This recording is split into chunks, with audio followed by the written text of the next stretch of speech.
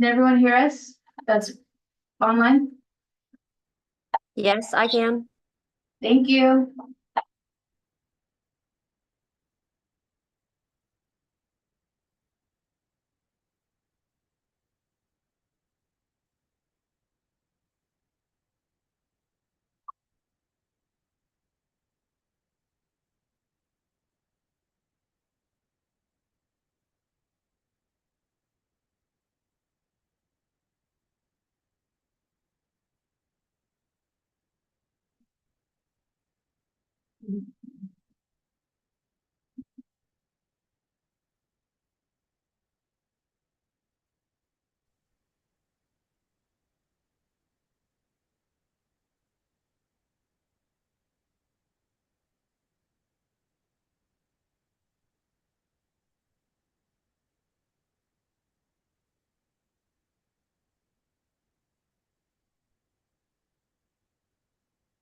Right on. Hello.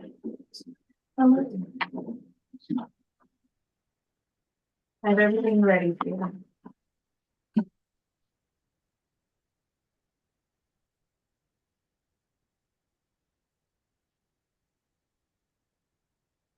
About 15 seconds.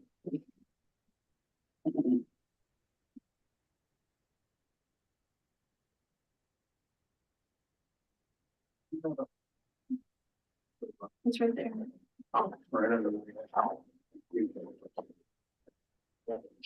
All right. Good evening. June 26, 2025, Whatcom County Planning Commission meeting is called to order. I'll call the roll. Kelvin Barton, that's me, I'm here. Fred Brown, Yep. Daniel Dunn, Yes. Benita Eisenberg, Here, Nicholas Craig. Nicholas Craig. Jim Hansen.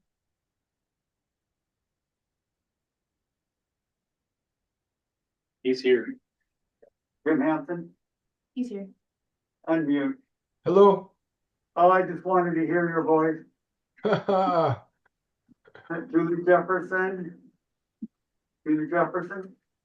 Dominic Masseri. Here. Scott Van Dalen. Here. Please join me for the flag salute. I Pledge allegiance to the flag of the United States of America and to the republic for which it stands, one nation, under God, indivisible, with liberty and justice for all. Okay. It is time for a department update. Quickly, I'm gonna go grab my phone and text Julie and remind her the meeting started. Thank you. I just texted Dick, he said he's on his way, so that was my traffic. Sorry. No, that's fine. I think I've had a chance to meet most of you. Garrett Smith, Assistant Director of the department. Mark's not available to be here tonight, so I'm standing here to provide input as best I can. I haven't been actually tracking the transportation chapter, so I'm probably gonna be relying heavily on these two gentlemen here. But yeah, again, as far as the department update, nothing substantial. As you probably know, Cliff Strong, one of our long-range planners, retired last month, so the department is moving forward with trying to fill that position, hopefully in short order. Long-range staff is not a huge group to begin with, so definitely need another body there. And then Sarah Watts, some of you may have worked with her. She's in a lot of the GIS mapping work. She's also going to be retiring very shortly. I think she needs to have a break of like a month or so ago, but we're trying to convince her to come back at least part-time and help us for the mapping component, the rest of the comp plan update. So who knows, in the next few months, you may see a couple of new faces. That's all. Good. Just a question, county council approved chapter 1, sounds like last week, or made some changes. We've chapter 1, and I think Matt mentioned a non-binding resolution on the population allocation. I'm not sure as far as the specifics beyond that. Okay, so I'm now open the session for public comment. And Eileen, would you take over, please? Yes. Chair, it looks like we have no attendees virtually and in the room. And, time for commissioner comments. The commissioners have comments? Uh, Commissioner Dunn, go ahead. So, I get, sorry, Go ahead. all right, yeah. So I think for my comments, I put in obviously a bunch of motions for the chapter, and I think a few of them were not related to the chapter, so I think Eileen pulled them out, those three, which just makes sense. But I just want to talk about those briefly here. So my question for us to think about is, as a group, do we kind of, two things, do we want to review and approve each chapter sequentially? Like, we talk about the chapter and then we, if we don't finish it, then we keep going the next meeting, next meeting, or we're gonna do it like, you talk about a chapter, and then there's a different chapter the next time, and then a different one the next time, and you come back to the one. My preference would be if we don't approve a chapter one meeting, then we just go on to the next one. So it'd be good to hear some discussion about that. The other part is, I think it makes sense to do the comp plan sequentially in the order they are in the comp plan. So chapter one, then chapter two, then chapter three. Just because they make sense in that order, until you know your land use patterns and your population figures, you can't really do anything else after that. So Eileen, go ahead and reply. So as far as if we don't get through a chapter, it's hard to say, yes, we'll continue at the next meeting because we have everything planned out. We're talking with other departments, other consultants that are coming in. We have to make sure that we can even get them on the books to even come to these meetings. We already have them set out. Like, I already put a legal notice in for chapter 9 on July 10th, which is Parks and Recreation. July 24th is going to be, I believe, chapter 4, capital facility with Matt.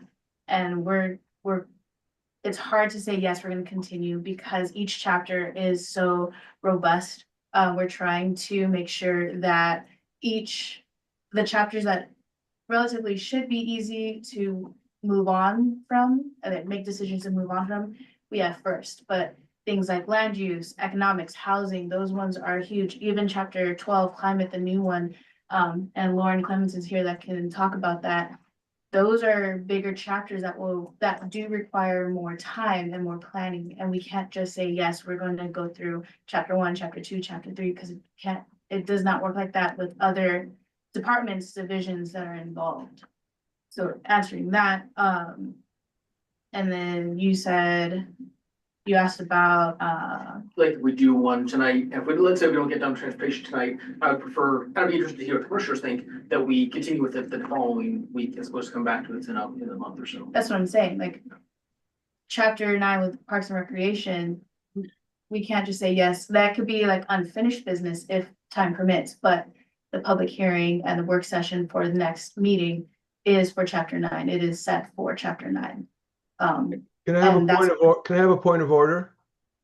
So hold on, Jim, I understand what you're saying, and Eileen is answering this question and was going to get answered.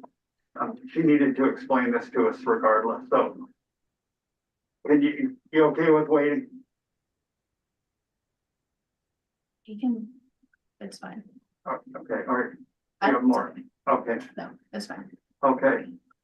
My point of Commissioner- order was that there's a potential, these are motions, they need to be under new business. They may or may not be adopted for consideration under new business, depending on the will of the group. So I don't think we need to put the staff under the gun to start justifying what they're doing when we're here to do something else until it goes into new business, and then it's accepted, then it's a different story.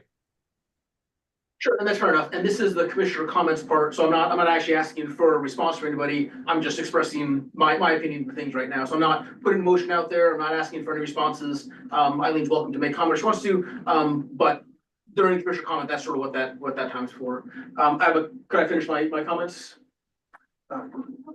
Go ahead. Great, sounds good. So the other thing, is I would appreciate it if we don't make personal attacks. I feel like at the last meeting, like there were some comments that seemed more of a personal nature towards people and less of a policy nature. So like, I might disagree with Chris on a policy opinion, but I'd never impugn his like professional ability or integrity or where he's coming from, whatever, things like that. So, a minor thing, but just want to be aware that as we're talking about things and the argument gets heated, we're discussing policy and not people. And then my last part would be, if staff is consolidating commissioner comments, it's important to me that you put verbatim all the comments in there. I know that sometimes some of my comments might seem ridiculous or bad or the wrong thing or whatever, but to me, if we're consolidating comments, all the comments should go in the consolidation, and it's kind of up to the commissioner to decide like whether it's good or not. If I make a motion and nobody seconds it, that's great, we'll move on, but I think that should be up to the commissioners to decide what's a valid motion and not staff. That is the end of my comments. I'm gonna ask you a question, because I didn't quite understand all of that we have motions made and then they fail to get a second. And then it's noted that it was made, but there was no second. And so on, and so I had talk afterwards a little bit more, so I can understand a little bit more.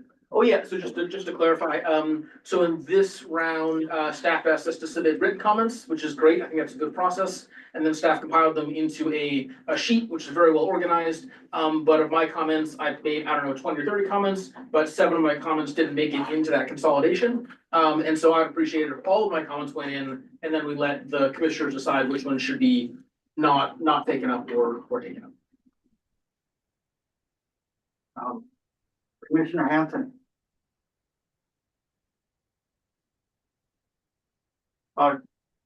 It's not coming through, Commissioner Hanson. Right. So since we have so much we have to decide on, I think it would be really great if we didn't go into digressions and tangents. And if I engage in that kind of verbiage, I'd appreciate if the chair would call to our attention and ask me to desist. And thank you, Commissioner Hanson. I will keep that in mind. I want to say that that we at times during the time I've been on the planning commission, sometimes someone will make a motion and there'll be no second, but then they'll say, I'll second it for the sake of discussion. And as we're going through these meetings, I'm not going to allow that kind of a second. You're either committed to it or you're not. Because we have a lot to get done. So, Commissioner Masseri. In general, I'm okay with that. I would say there's been times where I've seconded something, feeling that I was in support of it, and then through the discussion, I might change my mind. And that's quite fine. And I've heard this. I've been on here almost 10 years, and I've heard that second a number of times. So I'll second it for the sake of discussion, and we have a lot to get done. And if you're only seconding it for that reason. But I mean, just because you second something doesn't mean you have to vote for or against it, right? That's correct.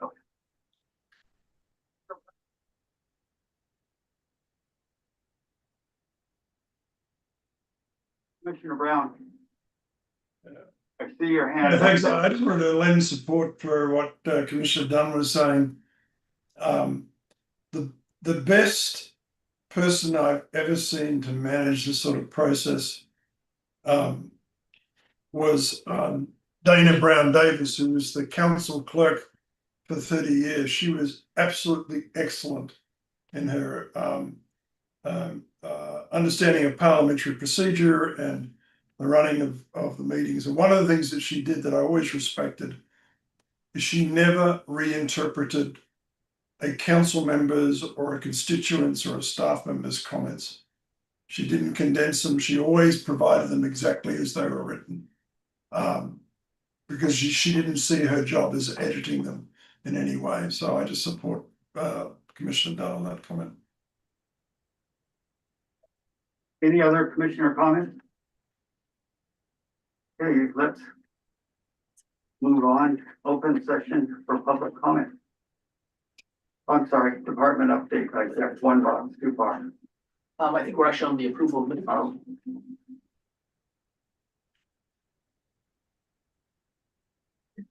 Just Update. Oh, we did, Just the commissioner comments, thank And then you. yeah, Garrett gave the update. Thank you. Approval of minutes for the June 12th, 2025 meeting. Move approval. I'll second. Some discussion. Okay, go ahead. On the minutes, page 5, line 32.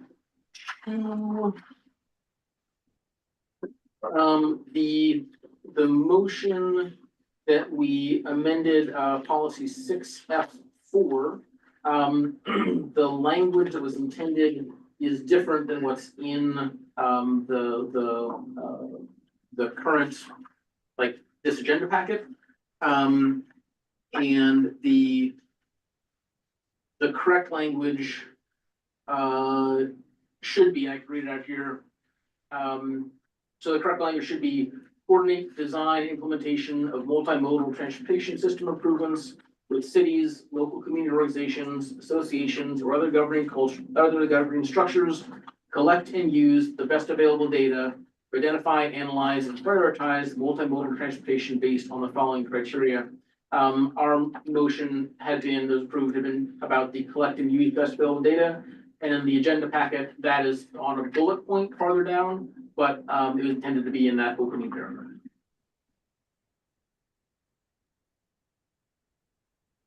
You said page 5. Yeah, page 5, line 32, the motion to amend policy 6F4.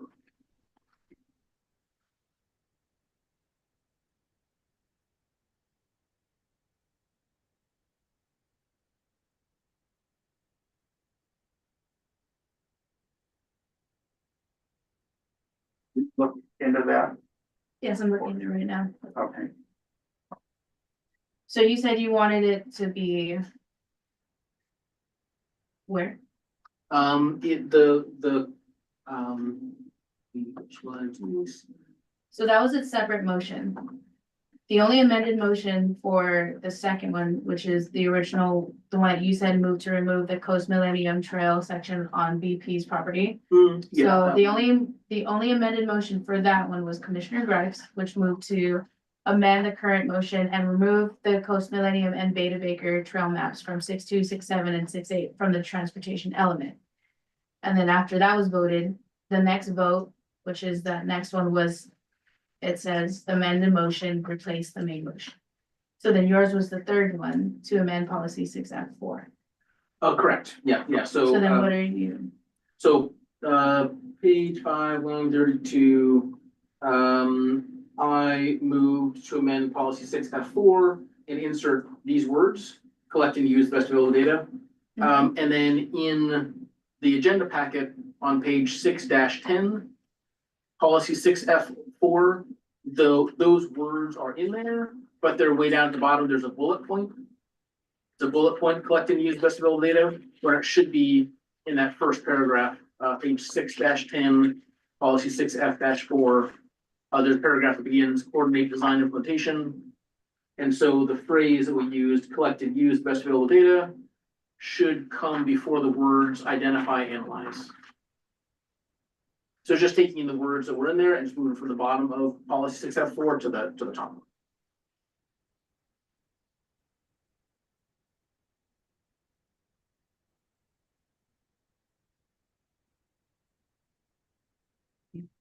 Just for clarity, are you talking about the main document or the minutes? I'm sorry, I'm talking about the main document that's in the agenda packet. Okay, thank you. So open the agenda packet and scroll down. I thought you were talking about the minutes. That's why you confused me. Oh, yeah, so in the minutes, this is a motion to change. So we made a motion, and it's recorded in the minutes, but where it was implemented in the document is, I believe, in the wrong place. Right. 11. So in the agenda packet, page 6-10, Mhm. So you wanted that bullet point to go at the beginning? Yeah, so at policy 6F4, the paragraph that begins coordinate design implementation. But it doesn't have to do with the minutes, correct? The minutes, I guess the motion, that was approved in the minutes is, I guess, fully expressed in just the wrong place. So I guess, how do we amend that? How do we put that in the right place? So the minutes are correct in the sense that that was your motion. Mhm. Now it's just me correcting the document. That's correct. Yeah. Yes. So you're not amending the minutes. You just want me to move the bullet point up, which is not part of the minutes. So I can do that, but you don't have to make a motion to amend the minutes because that was your motion. Okay, so do I just say, hey, could you move? Yeah. Okay, so then could you move, that up to that part of policy 6F4, right before the words identify and analyze?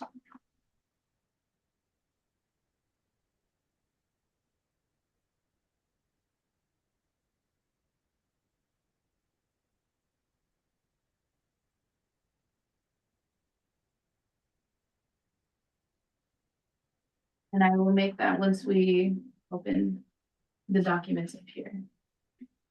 And then my other two comments might be better not on the minutes. But one is about the map 6.2, which still has the trail going through the property, Right. but let's see that changed. So it's noted that the commissioners voted to remove the trails from the map. However, those cannot be officially removed until council has agreed because they make the final decision on the documents. Okay, it's noted on that map.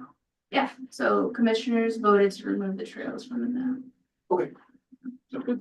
I have, and I sent a clarifying map that has it starred saying that these ones were voted. Okay. But they can't be removed until council has approved that. Okay, sounds good. And there's one thing, once again, in the document, there's one paragraph where like, there's some original language, and I think staff recommends some changes, and then we recommend some changes, and the result is like, the entire paragraph has lines to the whole thing. And so that's more of like a formatting thing, I don't know if there's a way we can like adjust, but we will get to that when we get to the document. Okay, yes, so it has nothing to do with the minutes. So, that's good. Any other corrections or comments on the minute? Okay. Seeing none, Eileen, will you call the roll, please? Yes. Dunn, Yes. Eisenberg, Abstain. Greg, Yes. Hanson, Yes. Got to unmute. Wasseri, Yes. Van Dalen, Yes. Brown.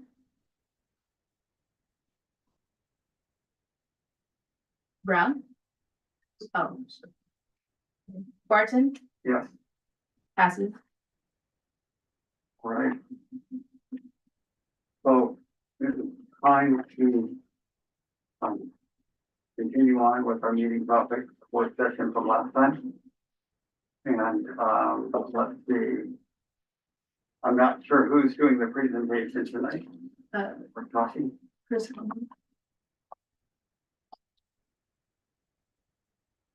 I don't really have anything prepared, different than the last time. I think what we will have though is a resource. The slides are here, so, you know, picture paints 1,000 words, kind of illustrates some of the things that we're talking about.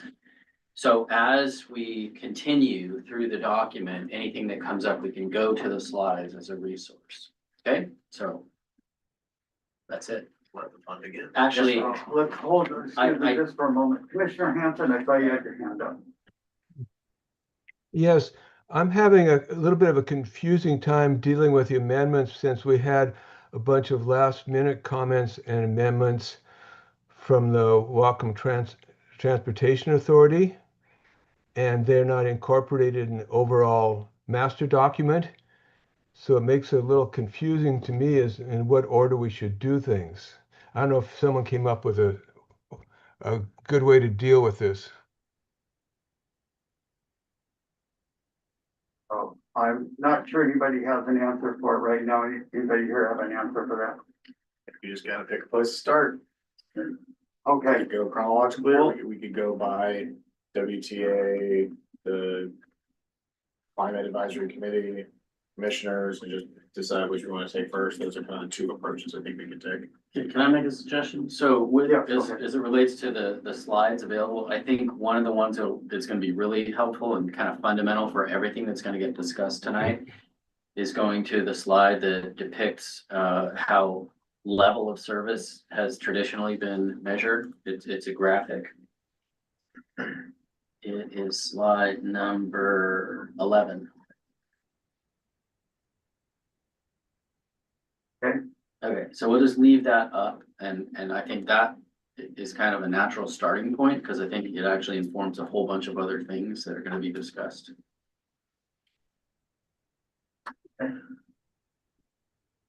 I mean, I guess I would say I think if we could maybe just start with the document the staff prepared, and maybe it's organized pretty well. It kind of starts with, you know, early in the chapter and moves kind of through the chapter. Then we can make additional motions or whatever as we go through that. Would that be a logical way to? I think that's pretty good. I have a lot of paperwork here.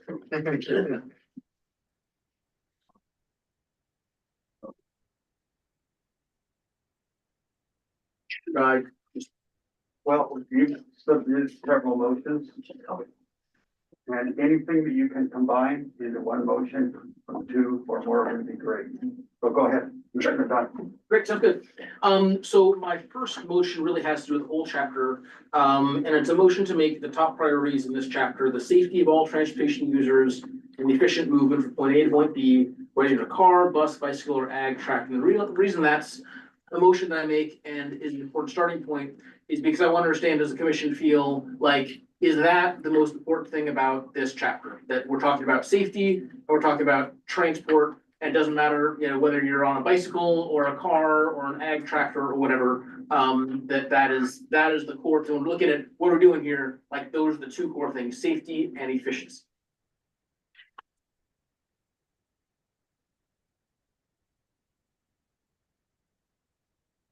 What is the, I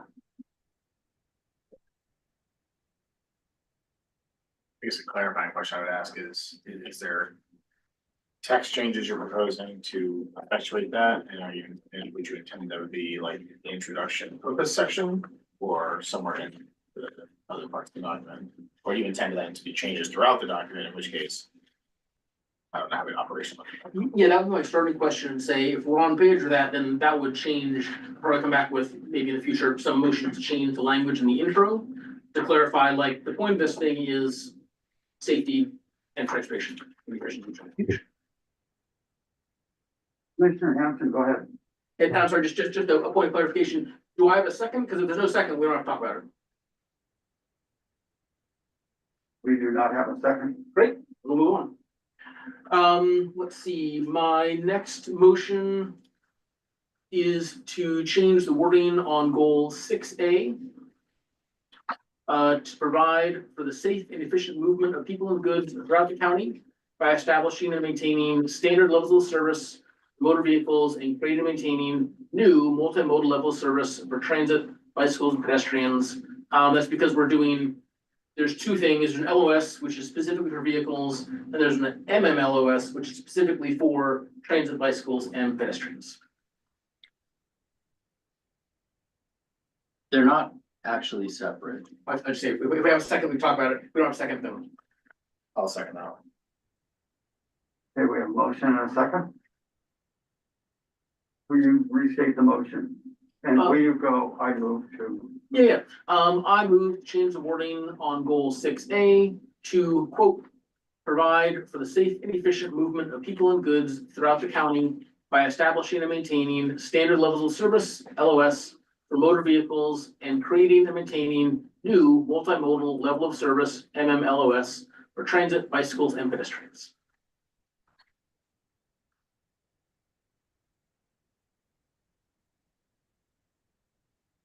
the discussion. Yeah, I'd love to hear from the consultant. So what if we could go back to the slide on the screen. So what the slide is depicting, as soon as it comes back up, is that this is the way that levels of service have traditionally been measured, and it was for vehicles only. Now, in the transportation industry and over the past 20 years, it's been continually evolving toward multimodal levels of service, which is inclusive of vehicles. So vehicle level of service is one metric. Pedestrian level of service is a different metric. Bicycle level of service is a different metric. Transit level of service. They're all under the umbrella of multimodal level of service. That's a GMA requirement. They're not separate. They're all inclusive under multimodal. When you talk about vehicle level of service, we're essentially looking at these kinds of metrics, and this is how it's done. It's a different way under pedestrian or bicycle or transit, but they are all in the word multimodal and under the umbrella of multi. So I don't have any particular objection to the wording that's been proposed. I just want to make that point is that they're not separate things. I imagine some of the confusion comes from the fact that we're modifying an existing document as opposed to starting from scratch, and the existing document refers to level of service in different ways. Sometimes uses MLOS, sometimes just says level of service. So I think it's understandable that it's not abundantly clear to the commission. Chris, would you explain for all of us the difference between having, we're working on the comprehensive plan, but it's not actually the law in the sense that it doesn't give a speed limit for this road or a stop sign here or things like that. And what we're trying to do, because from my experience, the comprehensive plan is this guide that we're gonna follow that doesn't always work. And sometimes 5 years down the line, we realize there's a little piece of it that one doesn't work. And we go around, it happens every once in a while, but we have to go through the process. And maybe I'm seeing it wrong, but can you go a little more into that? Sure. What we're trying to write and what we're trying, the effect we're trying to have. Yeah, so I think you're kind of asking about the overall intent of the comprehensive plan and how it plays out in real life. So great question. And so the Growth Management Act directs cities and counties to plan for the future. And the way that you have to do that is you have to look at population projections provided by the state. Then each area looks at what makes sense for them. They make the local decisions. That's the nice thing about GMA is it's local decisions, not the state dictating to you what you have to do. But I'm gonna actually make sure that you all understand that Ryan here from county staff probably has something to say about this as well. The county comprehensive plan is an aspirational document that basically creates a framework that everybody acknowledges that growth is going to happen. Then you have to go chapter by chapter and say, okay, for this particular issue or discipline, we're going to say that this is how it affects the population growth and the development of the county, and how you're going to manage that change, because that's what it comes down to, is it's change. And the comprehensive plan takes a very high level look at, given the trends that are known and forecasting and pretending we can predict the future, how do we think it's best to try to manage the growth? And the key is manage, not control the growth. You're trying to acknowledge something's going to happen. How can we kind of shift it so it benefits the county? And so it creates goals. Goals are the targets or the things that you want to achieve. The policies are the actions or strategies that you want to have to try to achieve that goal. And that kind of provides the direction to county electeds and county staff as to what kind of development regulations will need to come along to actually implement the goals and the policies. And that's where Ryan and his staff comes in, and they deal with things like development regulations, street standards, and all of that on a daily basis. So the comp plan is the big overarching thing. Each chapter directs, for each discipline, what's going to happen. The goals and policies lay out the framework. They lead to the things that get implemented every single day by the county staff. Does that answer your question? Yeah, very good. Okay. Thank you. So just to add on, like Chris said, it is kind of that big umbrella, and then underneath that, we have additional more detailed plans and studies, our engineering standards, our development standards, And county staff, we constantly monitor through traffic counts, the current status of the transportation system. And we produce annually a concurrency report that monitors to make sure that it is growing at least on par with or as we expected in the comprehensive plan. And then from that, we also put together our 6-year transportation impact, our transportation improvement plan, which is more directed towards when we see improvements that come up that actually are needed. So the next 6 years, if we see something, a roadway that is starting to reach a capacity, then we prioritize that and put it on the 6-year plan, which allows us to look for funding and allows us to make those improvements on the plan schedule, and the comprehensive plan overall helps guide that process. So, and on that point, having an annual report is a huge advantage because it's giving you an over the horizon look at what is the county seeing? What can they say about what that might lead to? So that electeds and planning commission or anybody else that's looking over these things can be prepared and say, hey, given what we're seeing, we think this action might be the right course.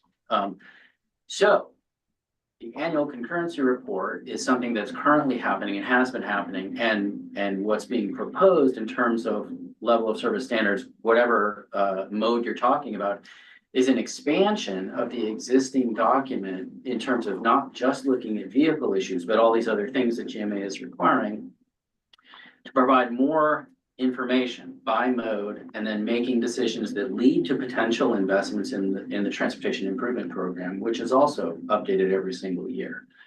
And that directs where the county either makes investments with local funding or puts something on the 6-year tip to go after state or federal grant funding that's available. And that can be projects that aren't yet funded, but they have to be on the 6-year tip usually to go after the grant funding to begin with. Can I interrupt? Sorry. Go ahead, Commissioner Brown. Yes, sorry, I've had my hand up for a while. I just apologize for being absent. I had an emergency I had to deal with. I just want to ask exactly where we are in the process at the moment.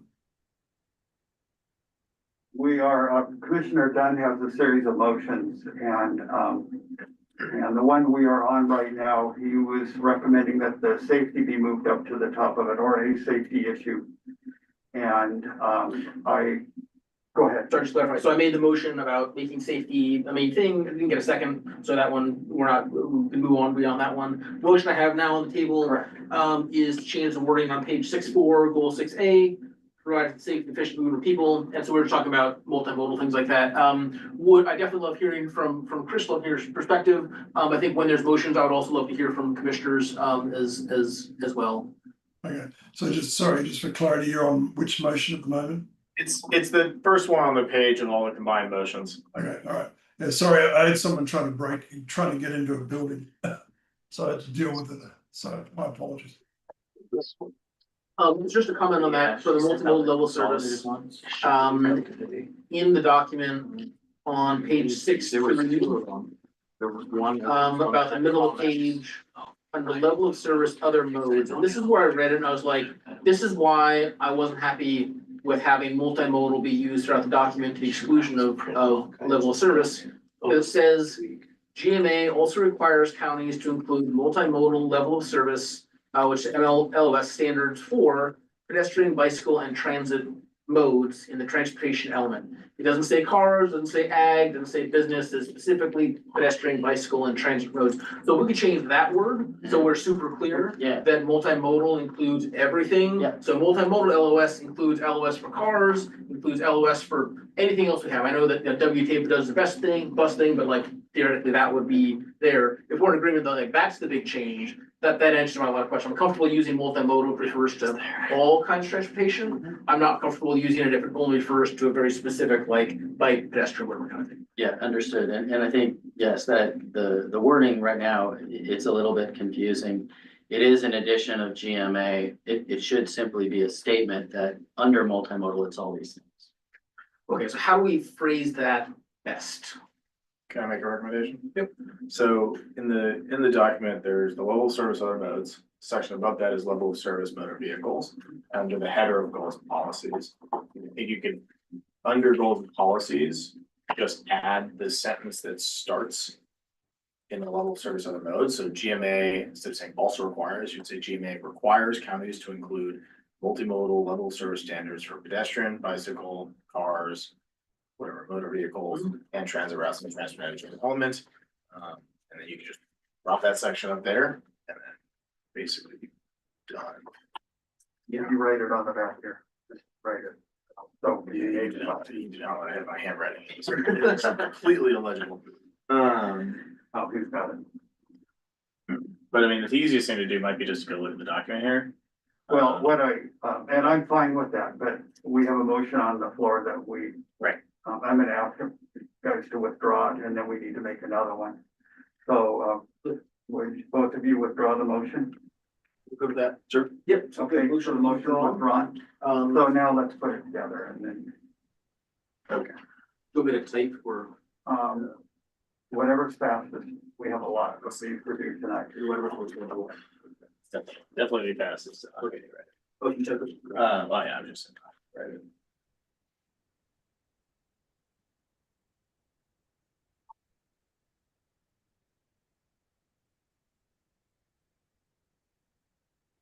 You look at it on the document.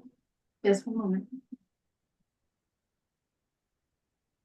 Kelvin, apologies again. Can I just ask, have we voted on the minutes? Yes. Okay, because I have a correction, but we can come back to that later.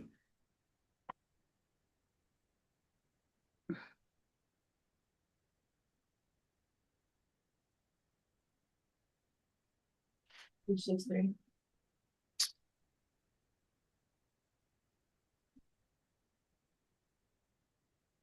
What we just said, like rules and policies, or just said level of service. And then it said GMA requires counties to adopt. GMA requires counties to adopt multimodal level of service, MMLS standards for pedestrians, bicycles, transit, and cars.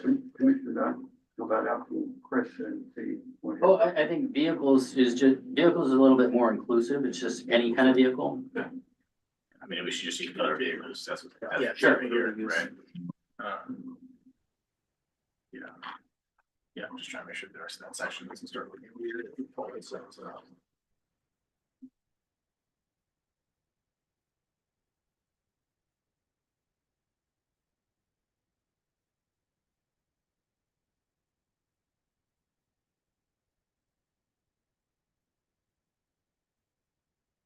And then, so specifically, in the RCW, is LOS defined as one thing and is MMLOS defined as something separate? No, I don't even believe that the RCWs defines LOS. Okay. It uses the term and then makes it into the acronym. Okay. And it's been around for a long time. But as we've been discussing, you know, up until 2023, it was primarily vehicle level of service that was used in these comprehensive plans, and now it's broadening. Yep. Yep.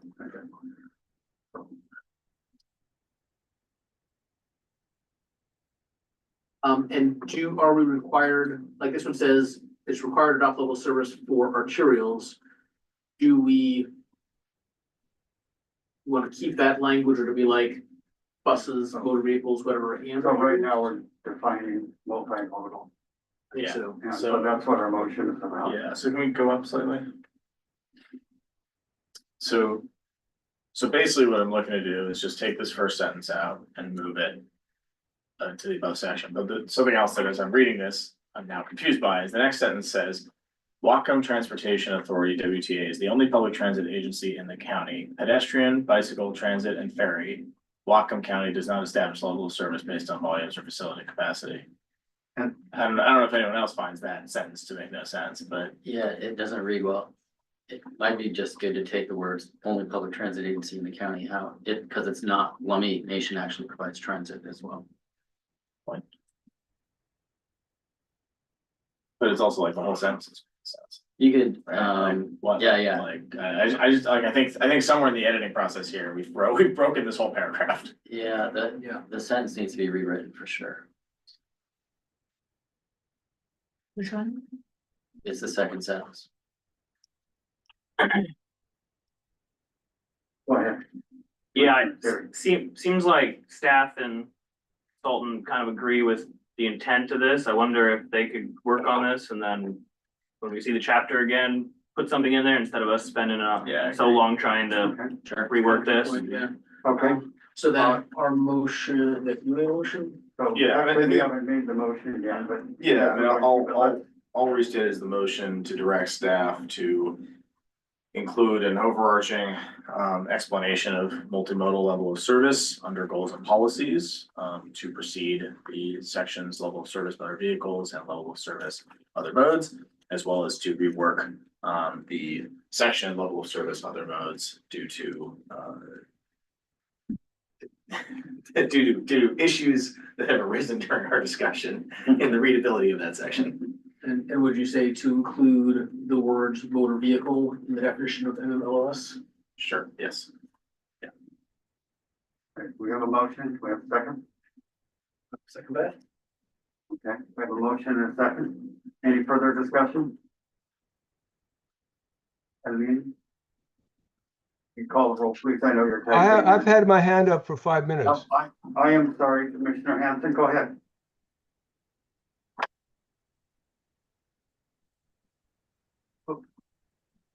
You're on mute, Commissioner. Unmute. Okay, I just want to note that the topic we're discussing has different wording proposed by the Whatcom Transit Authority, including the wording for Goal A itself. So I would suggest that while staff addresses themselves to this section, that they also incorporate the worthwhile comments from the Transit Authority, which are often, as I see, referencing state law.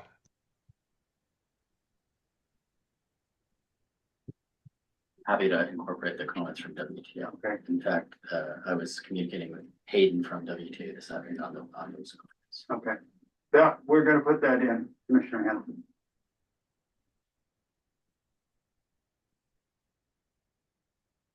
Will be okay with that going to the motion? No. Okay. Mostly because I think I would be happy right after this motion to go handle the WTA comments, because I do think they are nicely in line, very clear, and then I think we should just go through them because there's a lot. And if we're including this motion, we're basically saying we're adopting it as is. Let's hold on that topic right now and go ahead and vote on the motion. Okay. Eisenberg, Yes. Thrive, Yes. Hanson, Yes. Mosseri, Yes. Van Dalen, Yes. Brown, Yes. Dunn, Yes. Barton, Yes. passes. I'm here. Oh, Julie, Oh, Commissioner Julie's here. Jefferson. Yes. Oh, sorry. All right, thank you, Commissioner Jefferson. So can I move adoption of the changes suggested by the WTA? Sorry, when I say can I move, I'm saying I move to adopt the changes suggested by the WTA. Second.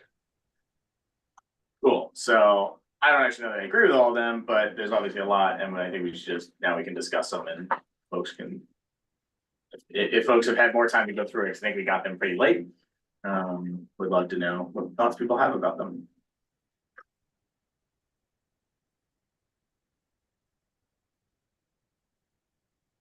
I will say their edits to the level of service on the mode section does not fix the sentence we were talking about, in case anyone was curious. Commissioner Greif, sidebar. Can you send that motion that you typed up to me? The one from before. Yeah, there was like a lot of writing. Yeah. Whatever you said.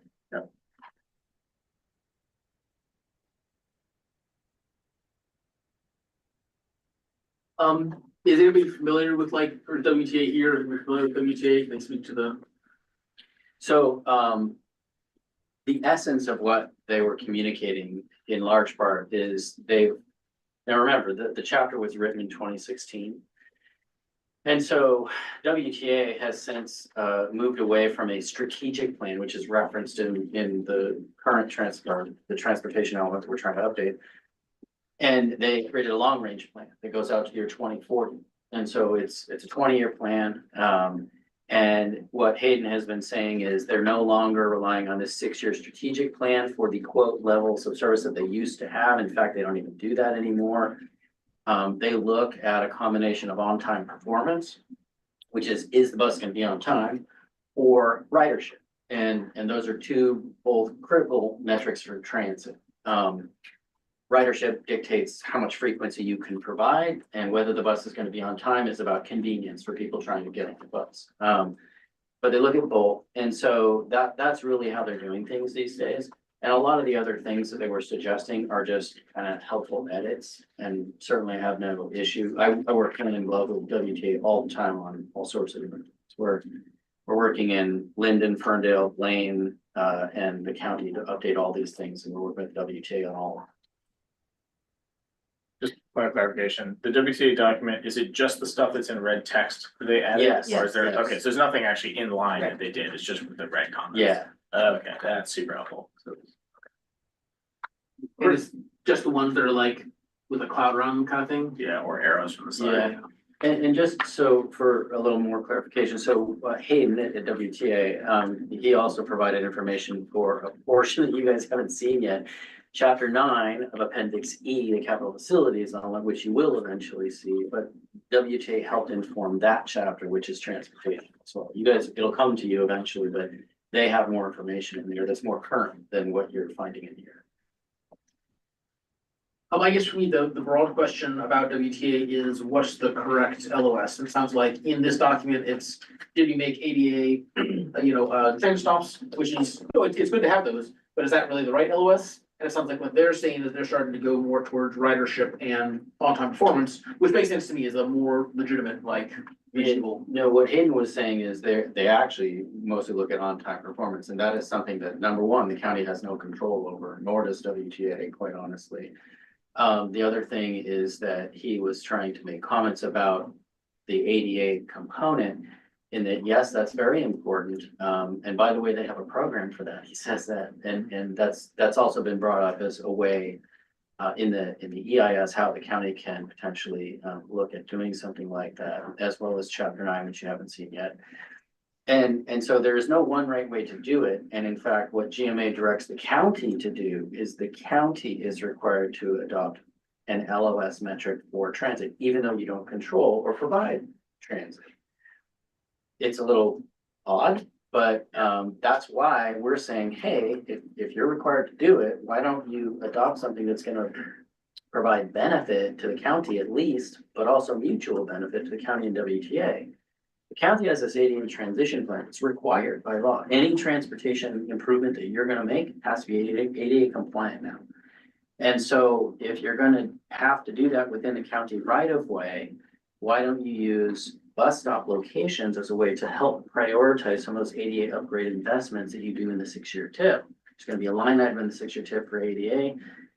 You decide how many upgrades are gonna be made. Maybe you pick a number and you say, we're gonna use transit to make 15 bus stop upgrades in the next year or 2 years or whatever. That's a way that you can very legitimately say, look, this is helping us implement the required ADA transition plan that the county has to do, and it's benefiting WTA by making bus stop locations safer and more accessible. Maybe it's a crossing, maybe there's a sidewalk, maybe it's the bus pad and ADA compliance at the bus stop to get people, like, for instance, in wheelchairs to the bus stop, because that's what they rely on. Those kinds of things. So it's creating that mutual benefit for both agencies. That's why we're recommending that be the transit level of service for Whatcom County. You have control over it. Go ahead. I can add a little bit to that. When we do projects, say, for example, like Marine Drive, staff, we coordinate with WTA. We look at where the bus stops are. We look at what the routes are, where pedestrians are actually accessing it. And that becomes part of our design process for putting in those facilities for ADA. And then what WTA mentioned with the funding mechanism is they realize that sometimes the budget for a project doesn't always have all the money for that. So they have a funding mechanism to be able to provide some money to be able to put ADA ramps or particular type of facilities where their bus stops are to improve that access. So that's an area that we do have control over within our. So we do have a motion here. If Eileen can you state that for. Yes, the motion from Commissioner Greif was to approve the changes proposed from WTA. And Commissioner Hanson seconded. Commissioner Masseri, go ahead. I got a question on page 618. Of the WTA comments.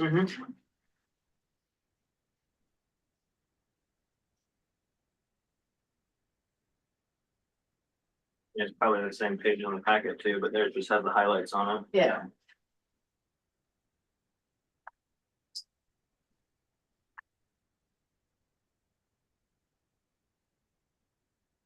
Six eighteen. 618, you're 6-18. two more pages down. Yeah, when I look at our packet, that turns into maps. But Yeah, I went to maps too. That's what she was like. yeah, maybe it's policy 6K4. Let me get. I got that.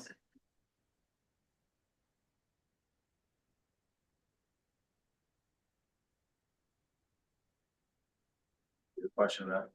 Oh, well, they highlighted 6K4 and 6K8 and made comments to it, but they're not direct like line changes like they did on the other one. So I would question either for you guys or for Chris or staff, how they would interpret it, maybe, because that's like a policy they're kind of putting in there more than just specific text. I can speak to the comment that's made, especially about the park and ride. And again, this is a little bit of a disadvantage for you all. In chapter 9 of the capital facilities element, there's actually a table that lists all the park and ride facilities, the number of parking spaces available, et cetera. And that came straight from WTA. So the language here is probably out of date and probably does need to be made at least consistent with what's shown in chapter 9. And what I can say is there's probably not a whole lot that's needing to be changed here, but maybe we could even cross-reference it with chapter 9 or something like that. And then he makes a comment on 6K8 about what they're looking at for Sudden Valley.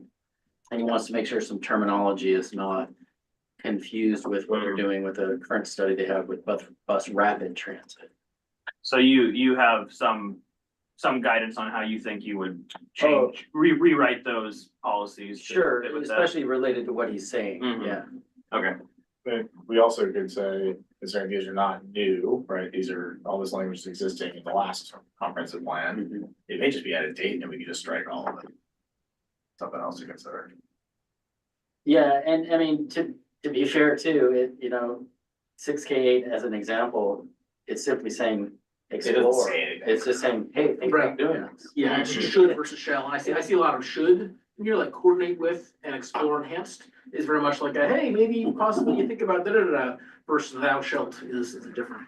To the staff's point, this is the big difference between the guidance vision document and here's the actual 6-year take. Yeah, when I read it though, it just seems like maybe back in 16, we were exploring and now they say, support the appropriate level. They have some other stuff. Yes. So I think. Let me interrupt for a moment because we're getting into, or we're having a discussion and we typically go and tell stories. And if you're a commissioner, raise your hand. Chris, just jump in when you feel you need to, but let's remember to, because I think we'll speed things up if we do that. Commissioner Masseri. I'm comfortable to move forward based on the guidance my understanding that it's getting reworked. It sounds like after you review the WTA. And I mean, I can even talk with Hayden or Tim at WTA and make sure they're comfortable with whatever gets proposed and then share it with you all and everybody can be happy. Okay, if you will take care of that, Sure. do we have a motion on the floor, Eileen? Okay, and what is the motion? To approve the changes proposed by WTA. Okay, do we need to amend that with the exception of this one? We should probably, when I first moved it was because I thought they'd done inline changes and they largely did comments, so I would. Will you do an amendment? And if folks are comfortable, we just make that a friendly amendment. It's just to motion for staff to review and adopt to the best of their ability, to the extent that it aligns with the goals of the comprehensive plan, the changes requested by the WTA. Commissioner Dunn, would you second that amendment? Yeah, so it is Oh. general plan. Sorry, Second was Commissioner Hanson. I was the second. Yes, I'm sorry, go ahead. He said yes. So sorry, the goal here would be just kind of, so sorry, one question would be, so are we look through this thing and let's say we manage to somehow get through it all tonight and we're like, we're all good with it. And then we say something like, make this better and get back to us. Then does staff come back to us at a future date with this and say, here's the final version before it goes to county council? Or after we're done with this tonight, do we pass it off? So, I think they'd have to. so what I believe will happen is that we have a motion to approve the WTA recommended changes. With the exception, and I needed a second, or did you already second? Commissioner Hanson. Okay. And so if we pass this motion, everything is approved with the exception of what Chris and WTA are gonna come back with us on that one. And then we'll just take care of that very easily in the next meeting. When we're moving on to another topic, we'll bring it up and take care of that and get it done. Okay, so So I guess when I look through this, I guess looking at, is there anything here that I'm like super opposed to? And I don't really see anything just like saying, I mean, it sounds like WTA sets their own LOS. That makes sense to me. That's their deal. all right, is there any more discussion on the motion? I think we have to vote on the amendment first, so, Eileen, will you call the roll on the amendment? Yes. So the amendment, sorry, there's a lot of discussions. Commissioner Drive, I have to approve the changes to a WTA with staffs. What was the amendment? Yeah, I'll just write it out to make it easy.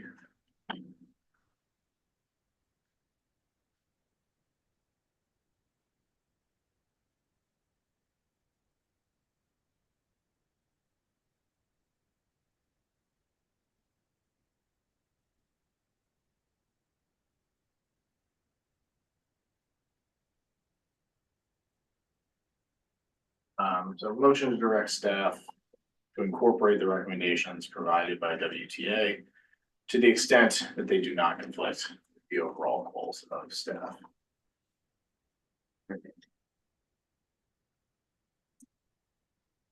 Nick, could you repeat the last part of your sentence? And we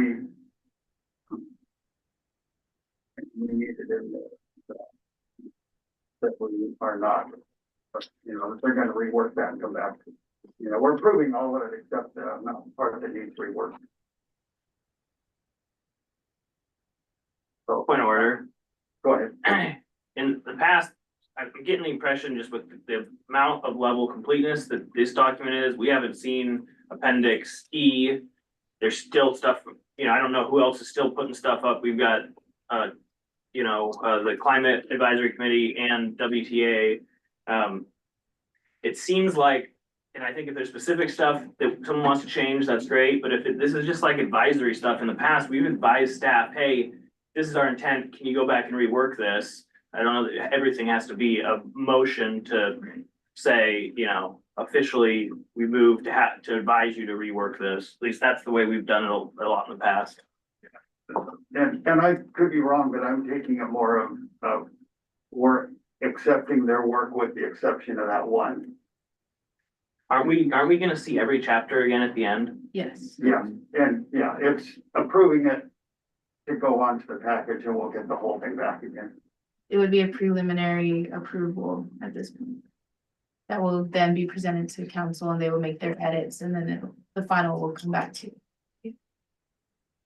I think Commissioner Massera's point is that do we have to every time do a full motion, amend it and go through that like painful process? If we're just saying staff are fine with their comments, go figure it out.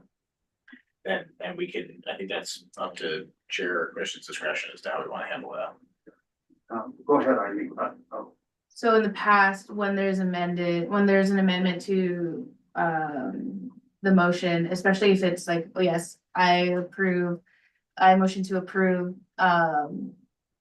the proposed changes to WTA with staff's directed and whatever, and you just add that to it instead of saying, let me amend that. And then you have to approve it. It's the same, you're stating the same thing, you're just adding we'll go back and revise the WTA's motion or WTA suggestions to align with whatever you're saying. So what we're voting on right now is that amendment to change, it's officially that we're changing the motion. Technically, I was just restating the motion. Yeah. So I'm not actually amending anything. Okay, We had an original motion that we then opted to amend. Mhm. And I'm now restating, I guess, the amendment. I noted that I thought the amendment could be considered friendly, in which case we don't have to vote on it. We could just by acclamation agree that it's fine to change it. That's again, just a matter of course. then is everybody okay with this amendment? Everybody online okay with this? Well, Okay. I asked for clarification of what the amendment was, so. I'll restate it, Commissioner Brown. Motion to direct staff to incorporate the recommendations provided by WTA to the extent that they do not conflict with the overall goals stated by staff. Yeah. Where does the rewording come in on that one? The original, you mean versus like what I That first piece, said? no, the piece that we talked about, that WTA was gonna reword it. Or, I don't know if it's yours. I don't think that was a. I think I'm gonna be discussing each comment with WTA. Like, if you look at the top of the page there, that's just commentary. It's not even asking for change. Okay, They're talking about something unrelated. okay, So that, you might just leave that language there. I'll just talk to with staff. him. And there's really no need for change, but if there's something that we could potentially think about doing to make it better than it is, we could show that to you. okay.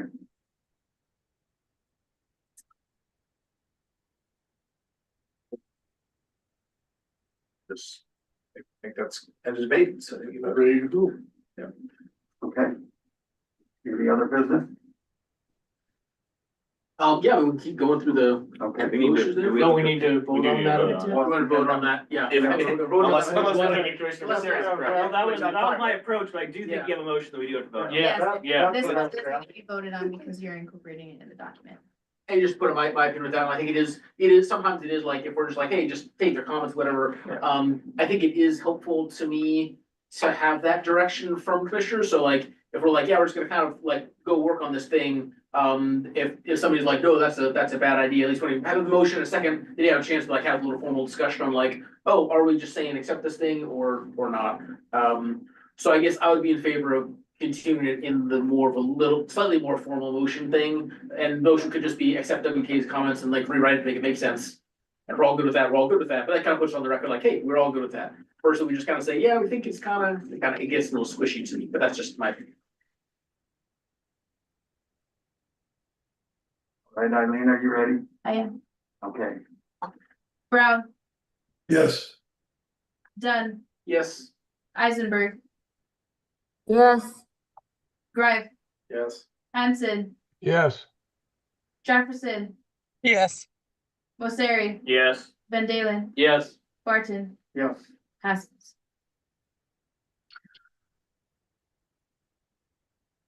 I would like to make a motion. This is on the Consolidated Commission sheet that we got there, that the grid, it's the second one.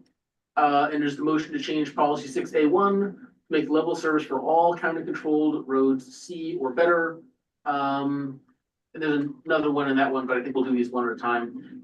So my justification for that would be that right now we have a lot of roads that have LOS of A, and letting those drop from an A to a D, like, would be pretty dramatic. I think that would be a pretty significant change for folks who use the roadways. So I would recommend a higher level of a C.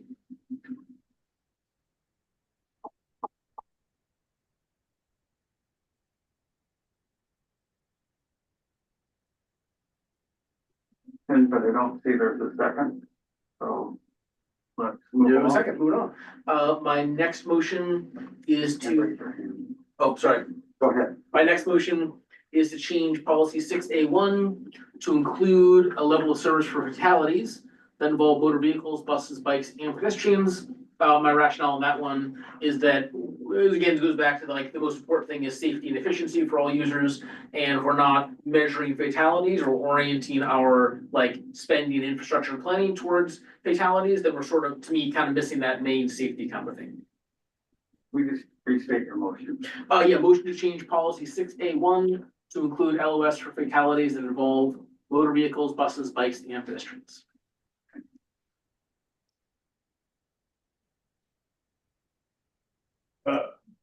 Brown, question, is there a level of service? This, a nationally recognized level of service for those items?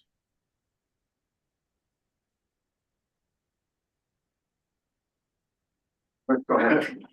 So, as I've stated in the column on the right side of the document that's been provided in blue text, under number 2, so, in relation to the question that was asked about national standards, there's something called Vision Zero, which is essentially a movement to try and reduce fatalities and serious injuries on roadways for any mode involved. And typically that involves setting a goal in terms of a year to basically bring that down to 0. It's called Vision Zero for that reason. Washington State adopts Target Zero, which is the state highway strategic plan. Vision Zero is very similar to that.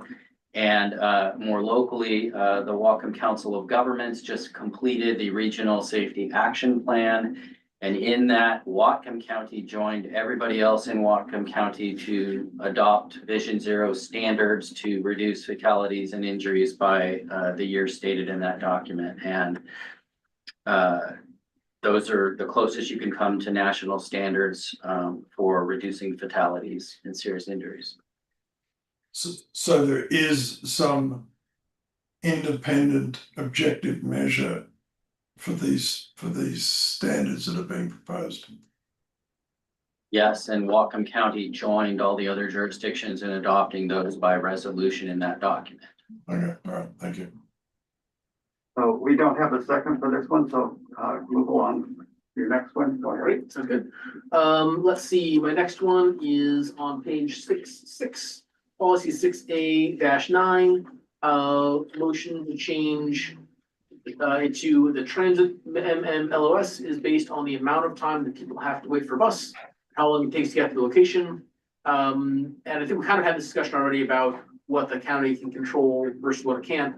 To me, I think that the timing of how long I have to wait, how long it takes to get there is the right level of service. But we'll see if I have a second. I'll second this. Eileen, can you scroll that up just slightly? Yes. And Commissioner Masseri, go ahead. Yeah, and I think it's stated in the side there, the county has no control over that, right? The Well, transit level of service. so the way this would play out is you can establish that standard. You have no ability to maintain it or change it. You don't control how fast a bus goes and you don't control exactly where congestion develops to prevent the bus from getting to where it needs to go. And that's the trouble Bellingham has had when Bellingham's got high frequency service. And so it's an even bigger deal.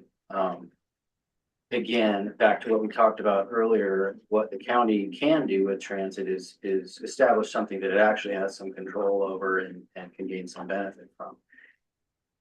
Understand where you're coming from in terms of, as it relates to the particular mode in question, usually it is seen as inconvenient if the bus is going to be late or not get you somewhere. It's not considered reliable. That typically has an impact on transit riders by choice rather than transit dependent riders. And so it is a big deal, but the county has no control over dealing with that. Commissioner Rush. So I would argue that I think only the county has control over certain aspects of whether a transit bus is on time or not on time.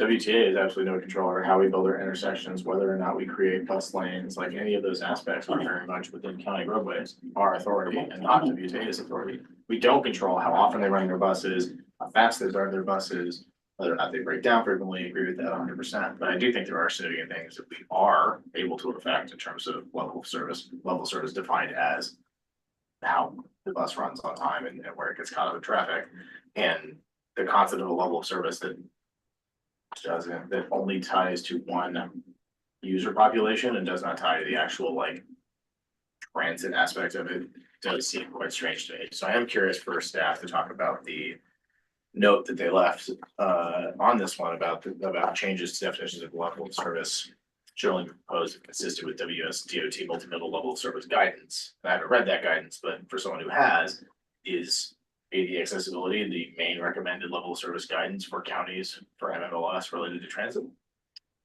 I'm not gonna speak to that because Lauren made that comment, but I'll let her speak to that.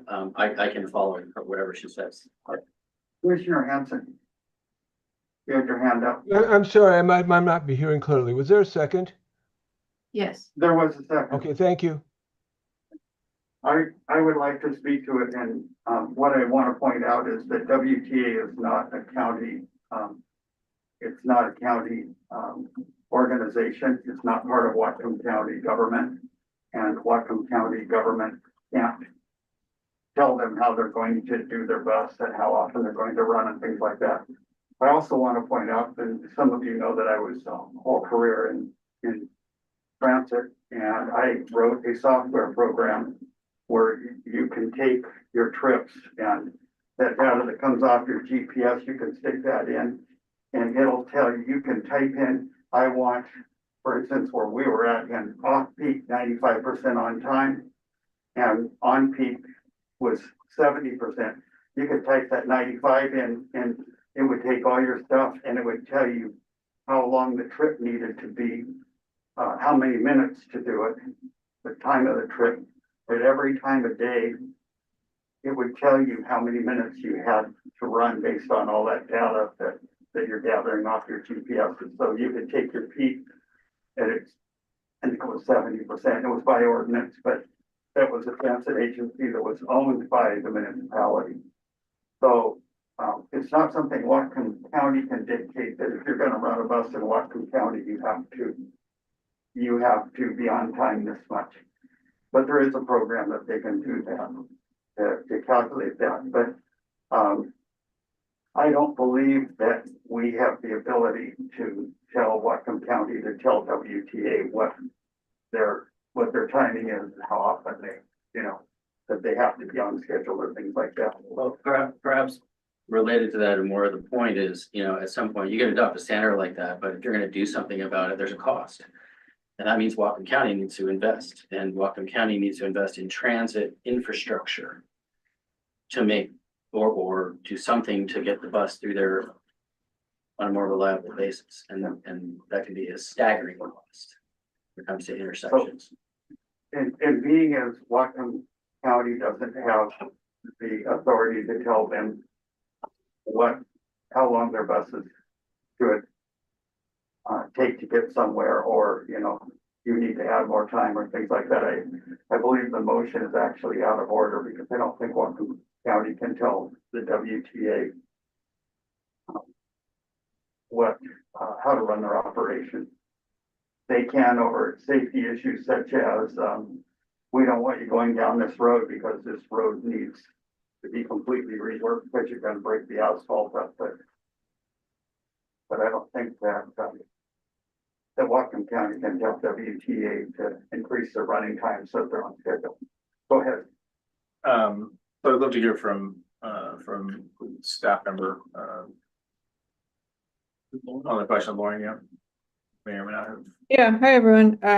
I just had a couple comments that relate to most of the motions here, which is that multimodal level service standard is a technical definition set by the state. So the motions to amend this definition that are throughout this page should all, maybe if there's a question associated with it, if we have the opportunity as staff to respond to the planning commission comment, rather than trying to change what that definition is, which was set and defined in part by HB 1181, and then also there's subsequent guidance from the state. It seems like there's kind of one-off motions here in regards to changing level of service standards or defining what that is, rather than coming back and if there's a question in regards to what that means, working to create a more clear definition for the planning commission and explain that maybe in a subsequent meeting would be better than trying to redefine what that is based on state statute. Could you speak to the level of service standard under state statute for transit as it pertains to counties? Well, I think in this particular motion, it says we should change the transit multimodal level of service based on the amount of time that people have to wait for a bus. And because we received these comments kind of shortly before the planning commission, perhaps there would be an opportunity to evaluate that and come back to the planning commission and determine whether that's appropriate. I guess my question, I don't disagree with that. I guess my question is, what are the options under level of service standards for transit that we like? Is there 5 things we could have picked and we picked the 88 one? Are there like what is the state set out as guidance? You know, what's the definition in from the DOT? So we had a motion before, like, now we know that multimodal includes vehicles. So could you tell us what multimodal level of service is defined as? I think, and Chris explained this earlier in the meeting, it's dependent on the mode type in part. So for transit, it's place dependent. You might have a different level of service standard depending on the land use context. And it seems like it's sort of being conflated throughout these comments as meaning something different, whether it's the previous one where it talked about level of service, and then here it's sort of redefining what that is. And maybe I'll let Chris go back to the slides where it relates to what level of service is in reference to, but I wanted to just note that WashDOT has guidance in response to that. So instead of sort of recommending different definitions for that term, we should have the opportunity to come back and explain whether this amendment is appropriate. And I know we have 2 commissioners with their hands up. Want to let you know. Okay. I think Commissioner Brown was first. Commissioner Brown, go ahead. Actually, Jim was first. Commissioner Hanson was first. Oh, Commissioner Hanson, go ahead. Yes, I appreciate what Ms. Clemens has added, so I won't have to go over that. But also, I believe that since the county has representation on the WTA board, setting certain standards, encouraging certain standards for WTA could be useful in terms of having our representatives try to work towards those standards, and also for our road construction standards, improving accessibility in ways that will improve level of service sound within our realm. But we have to figure out where the right place is to address those, rather than changing definitions. All right, Commissioner Brown, go ahead. Yeah, and I actually agree with Chris Clemmer's comments that WTA is a completely independent agency. We don't have any, the county has no authority over the level of service that it does. I'm a little concerned that putting this in here gives people the impression that the county can influence the level of service. So I'll leave it at that. And go ahead. And just to add from staff perspective, in terms of level of service, in terms of tracking that, right now we put out counters for kind of, actually tracking how much traffic we have out on the roadways to measure and rate the amount of time it takes an individual to use on the transit would be a significant amount of staff time to be able to determine what that is and then determine that level of standard, level of service. And if we did determine a level of service, there'd be a potential for maybe conflicting with what WTA would establish, which may cause some confusion potentially as well. So I think that's why that our ADA network, as well as our coordination with them on capital projects, has been our best tool to help with people boarding the bus faster, us being able to transit faster. And that has been the best way for us to facilitate their established level of service. So I don't think that we have the ability to tell WTA what to do, so I'm gonna rule the motion. I don't want to say isn't appropriate, it's well meant, but that is not a valid. I mean, I think your motion was that the county could do some stuff. we could like theoretically wide roads and. Yeah, my comment was that there are certainly things related to the time it takes a bus to traverse the county that we absolutely have effect on. We don't have to tell the WTA anything at all. We 100% could put in bus lanes at, I'm not saying we should do this, but we can put in bus lanes at, certain intersections and let buses have an entire lane to themselves and take the 2 lanes that exist for cars and say, nope, you only get 1 there. Buses can move fast. That is pretty common in many cities, like, we absolutely have that power. Whether we all want to do that, different conversation, but there are certainly things we can do that we could debate. What I'm trying to understand with the multimodal level service guidance, I'm not seeing anything in the state about ADA as being one of the things that they push on transit. So I'm just trying, I just don't, I think our frustration here and the confusion is it feels like the state said, you must put in multimodal level service guidance. Locally, we said, we don't know what to do for transit, so we'll do this one, so that way we're technically in compliance, but we actually don't think this is like, makes any sense. That's, I think, a frustration. I don't know if there's anything to do about that, and maybe that's what we should just be honest with ourselves and just say, we have to do something, this is something we have some control over, it doesn't cost a lot, and we're gonna just claim that's a level of service. And then I will point out that where the congestion, not all of it, but where much of the congestion is in the municipalities, which rather than. So, Commissioner Hampton, go ahead. just since you ruled it out of order and no one challenged the ruling of the chair, we should go on to the next business, please. I did challenge rule in the chair. I would say, I can get a sense of where this is going though, so we can just take a vote, and I'm pretty sure I can see where that would go. Sure. Eileen, would you call the roll, please? Jefferson, Sorry, what are we voting on? We Are were we voting on my motion. your challenge of, or is Uh, that non-debatable? I was intending that we just be voting on the motion. That I. Well, Is I there- already ruled that it's out of order and you're challenging it. So. Okay, yeah. And that's sure. what I want to understand what we're voting Okay, on. so So then sure, I we're would, voting. sure, so your rule's out of order, I would challenge that, I would say this is absolutely in order, because it's something that, it's a motion, that's about the item that's on the agenda. It's a motion that is relevant to the text we're talking about.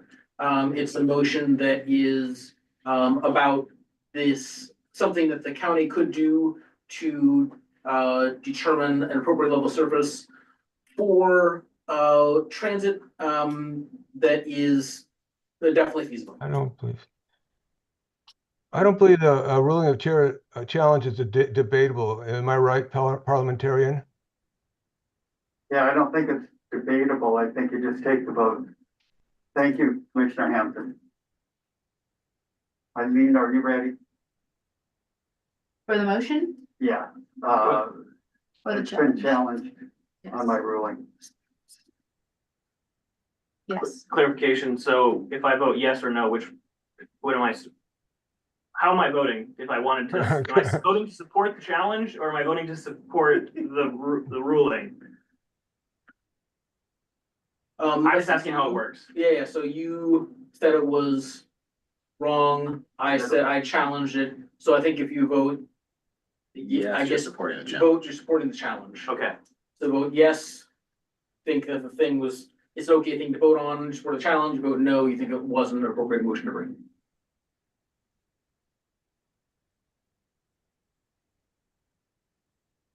So an affirmative vote is in support of the challenge. Yes. yes. So I just need a yes or a no. Okay.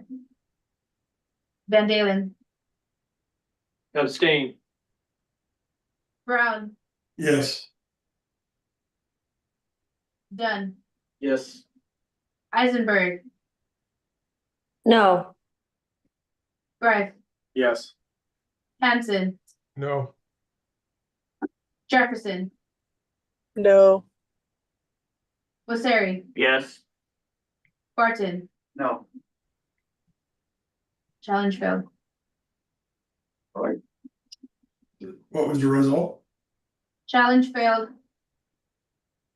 Commissioner Masseri. yeah, before we go any for the motions, I have more of a question on. I feel like a lot of the concerns here are really, and a lot of these motions are getting at like level of service and potential degradation of service. Going back and looking at the chart that you told me to look at in the draft EIS, I know it doesn't have all of them, but it shows the ones that maybe are dropping the most. And a lot of them don't hit that the lower minimum threshold of D, but a lot of them go from A's to B's B's to C's, they drop. So it seems like my feeling, and I think other people's feelings is like, okay, are we addressing that? Or are we just saying, well, we're good for the next 20 years and then we'll address if the next comp plan, if we think will be below those levels.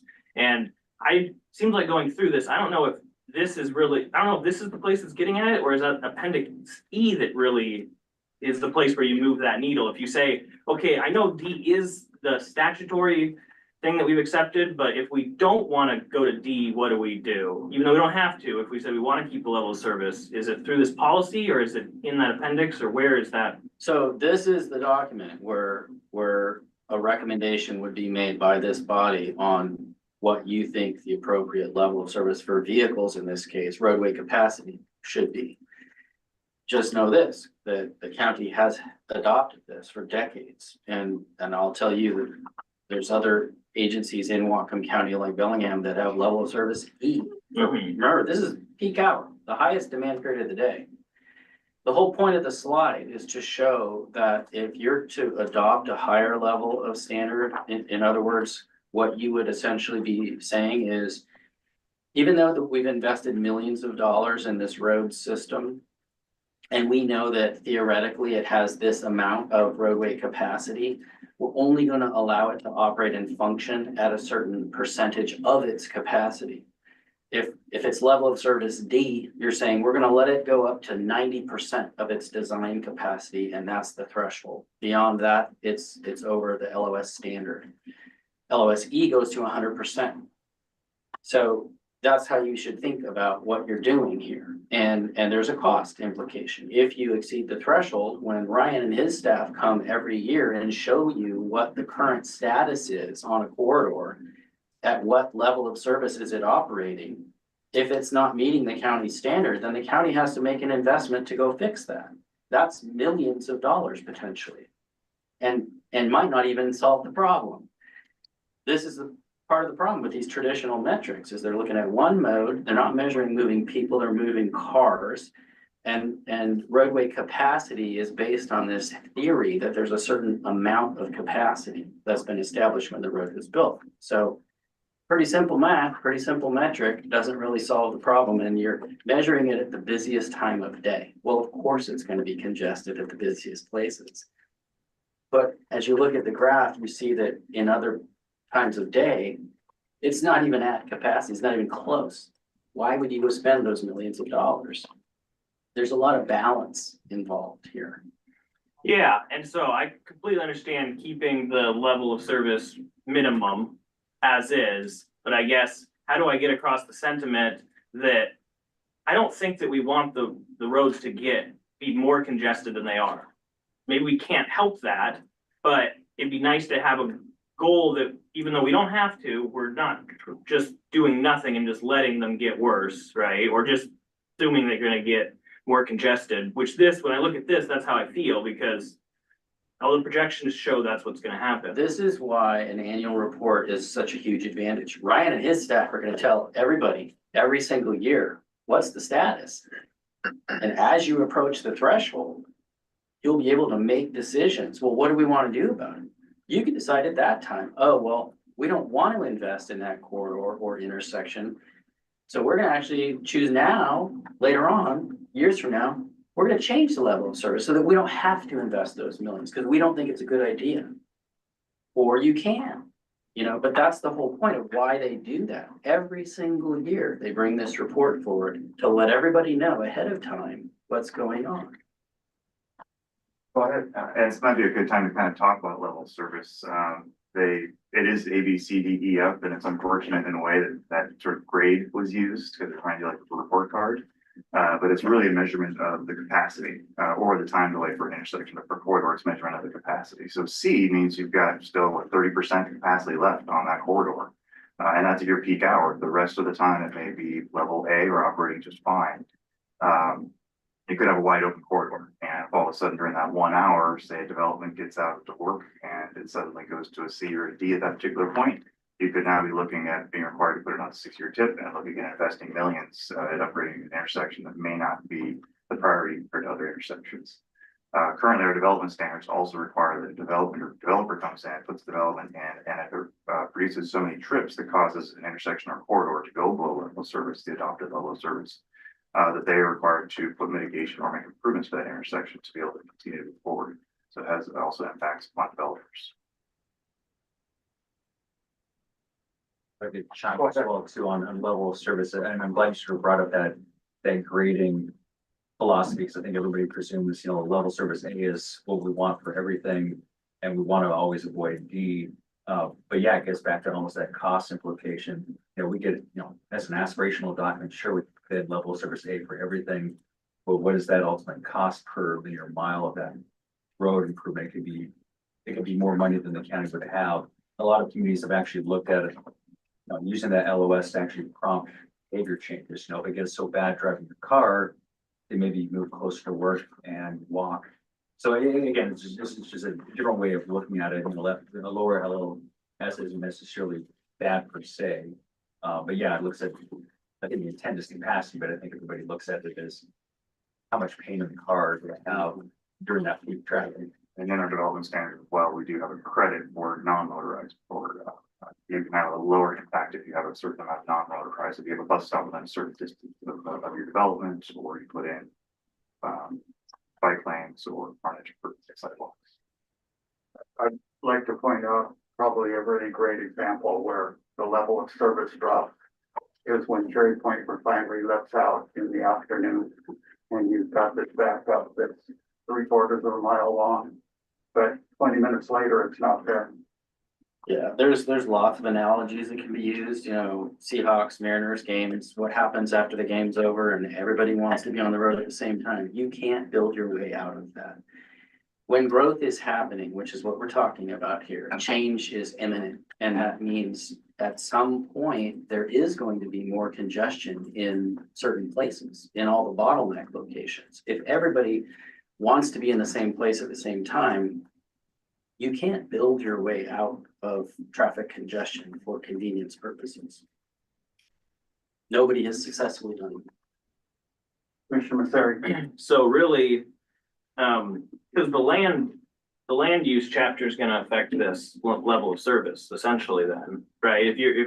If we kind of keep similar to what we have now, depending on where people build, that's gonna change a lot of this as well, right? Because That's what the entire EIS transportation chapter looks at, those growth scenarios and where the population is allocated and distributed. Right, Which generates trips on the network. but if we want to change that, then in the land use is really where you would move that stuff if you wanted to change the level of service in some of these potentially. And under the highest growth scenario, Lakeway Drive, as it goes out of the city of Bellingham into the Lake Whatcom watershed, is the only place in the county that violated the level of service D standard in the next 20 years. Right, no, I understand that. Yeah. I want to ask you a question. I saw the list of private marinas in here. I believe I saw it earlier today. Are you familiar with that? Okay. It's missing one. Okay. So, I'll make a motion to add Cineama Marina, which is on Cineama Spit in the city of Blaine, to the list. I think you have everything else there. Sorry, where's that? It's in here and I can't tell you the page. I just know that I was going through. That's a list of marinas? It's got a list of private marinas in here somewhere, but I have many pages sent by lots and lots of people, and so.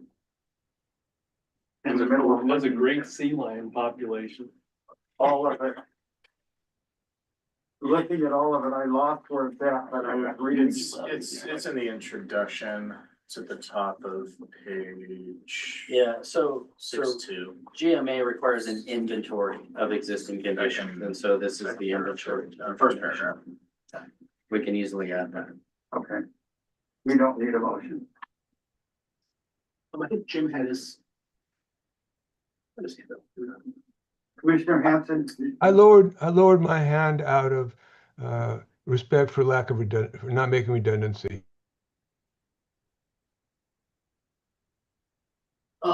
So you had a question, we kind of had a discussion I about had that. a general question. Yeah. we had discussion. Yeah, I agree with that, is like, I think my overall concern is that, like, we're just sort of planning for things to get more and more congested. I understand the cost implication of that, if we move it from a D to a C or up to an A or whatever, like, that's gonna be, you're starting to say, these are millions of dollars we gotta spend that we might not have. But I would echo that I'm hoping that we're not just like, well, it's gonna get worse, you know, that kind of thing. Yeah, but again, that's exactly why you have the mechanism in place already. The annual report that the county staff brings to everybody and is completely transparent. And the whole point of all these other level service standards and the metrics is that document, the mechanism is going to be expanded. So we're trying to acknowledge what already exists, make it better than it is, and give people even more information to make more informed decisions on where you make your investments and why. Yeah. In the annual 6-year TIP process. That's how everything's laid out. That's the recommended approach.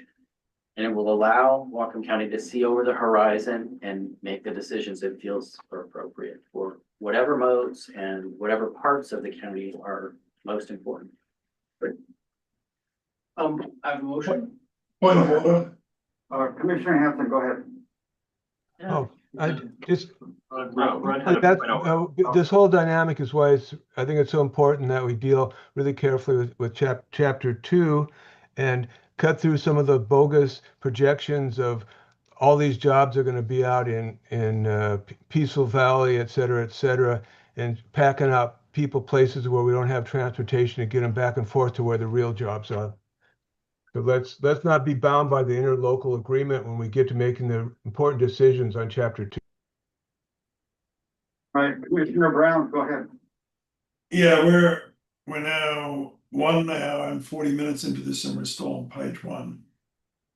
So I'd just like to suggest that we find a way to power through this a bit faster. And I think the way to do that is to try and determine upfront how much interest there is in a particular issue so we can work out if we want to spend our time on the next one. That sounds good. Going through the motions here, I think we kind of answered the LOS motions from my perspective. And I think if we're including the definition of motor vehicles in the phrase motor vehicles and multimodal, that answers some of them there. So my next motion, so top page 2 was to update the WCOG motorized vehicle demand model after the election side chapter 1, but they kind of did that already on Tuesday. They decided to go with the multi-jurisdictional. And so is that the ones in the model? That middle? That is growth scenario number 2. Number 2, yep. Sweet, sounds good. My next motion, just reading down the list, would have been for a bicycle LOS, but I think we kind of beat that one to death. So we'll just use, it seems like those are all just kind of guesses and we're just gonna kind of run with that one. So unless anybody's fascinated by that one, I will move along. To my next one, which was the motion to remove the word multimodal so places, but I think that's been answered. If we're adding motor vehicle to the word multimodal. And then motion to change the second last paragraph, page 6, 7. Okay, so this one, I'd like to take a look at page 6, 7. Second to last, okay, this is about priorities. So on page 6, 7, towards the bottom, what it currently says is the next priority for implementation after multimodal safety and roadway preservation as active transportation networks in providing greenhouse gas emissions, all this kind of stuff. So I would say I'd take that paragraph and change that paragraph to the following. Say the second priority for implementation after safety and roadway preservation is maintaining or improving LOS for vehicles, buses, bikes, and pedestrians. The third priority is developing active transportation network projects. So to me, it's like the first priority is safety. Second priority is maintaining LOS. Third priority is the active transportation network. That is my motion. It's on page 6, 7, under what policy? Page 6, 7, it's the paragraph second from the bottom, so right above the word goal 6B. I think the pages have changed. Oh, they, Document. okay, sorry. So it's 6B. In the old one? I was looking a little bit, I should Okay, reference so the it's- agenda it's- packet. It's 6.6 in the agenda Is packet, it? it's the Okay. paragraph right above goal 6B. 6B. It's the paragraph right above that, yeah. Yes, you are correct. So this Yeah, is right on, in the agenda packet, page 6-6, Yeah, to The the left, paragraph. yeah, where it says Chris Como, that. Yep. that area. which says the next priorities for implementation. So my motion would be to change that paragraph to say the second priority for implementation after safety and roadway preservation is maintaining or improving level of service for vehicles, buses, bikes, and pedestrians. The third priority is developing active transportation network projects. It kind of simplifies it and clarifies what our priorities are for second, third. 1 second. This would scrap the rest of the paragraph, this would replace the full paragraph. Correct.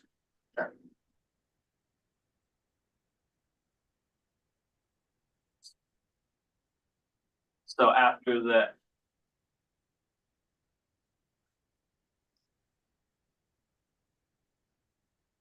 So what's getting cut off? So that paragraph, I know that you moved the other one up to be the second one, and then it goes active transportation network, and then, so, yes, I changed basically that whole paragraph goes, and if we see something that we want to keep, I'm certainly open to that. But that paragraph becomes just a very simple list of priorities. So essentially, the second priority for it is some second priority for implementation after safety and road preservation is maintaining or improving level of service for everybody. And the third priority is developing active transportation network projects. okay. Oh, and I'm sorry, I think it would probably stop. I guess we could have the last one. Oh, okay, what is that? I will say my motion, which has been seconded, so the rest of that is to scrap that paragraph and add that thing in, and I'm open to friendly amendments if people feel like there's a better way to word that.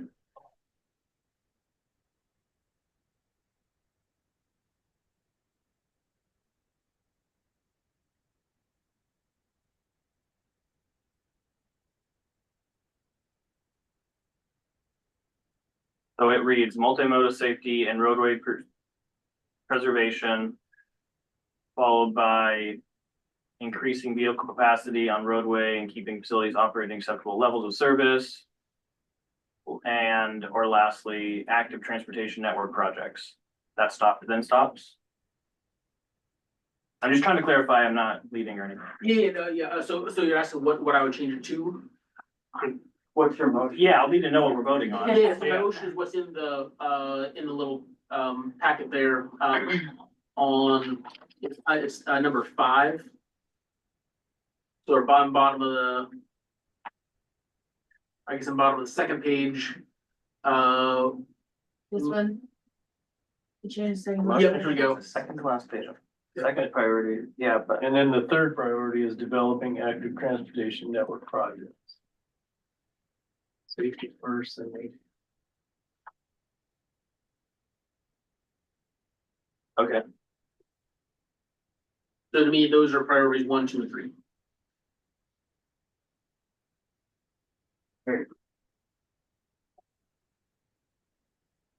And the second. Oh, I think it was, no. Didn't you second it? Yeah. or Rudd, I think Rudd beat me. It was a tie. I just put Moseri because I heard you first. There you go. Good enough. Okay. Is there any discussion? No discussion. I need what you call the roll. Oh, sorry. Yeah, and maybe I misunderstood it as you were reading it out. I was thinking that you were just picking up the vehicle capacity on roadways. And you're replacing with maintaining or improving LOS for vehicles, buses, bikes, and pedestrians, but that's not necessarily appropriate, right? Because we've discussed you don't have an LOS. The same for buses, bikes, and pedestrians. No, there's nothing wrong with the way that it's worded. Okay, you're At fine. this point, we could, because we've added the phrase motor vehicles to MMLOS, we could just say MMLOS, that includes everything. But my intention here was that the first priority is safety and roadway preservation. Second is, we have these LOS, maybe it's ADA things, maybe it's, the, whatever, the grade is D or E or whatever, like, let's maintain or improve, whatever that LOS is, let's maintain. Right, it's just a generic, it's just in general LOS as it would apply to any of those ones. Yep, Okay. yep, you've not changed any LOS definitions in this one. Okay, is there any more discussion? I'm good. Eileen, would you call the roll, please? Yes, Dunn, Yes. Eisenberg, Abstain. Greif, Yes. Hanson, Abstain. Jefferson, Abstain. Osiri, Yes. Van Dalen, Yes. Brown, Yes, Barton, Yes. passes.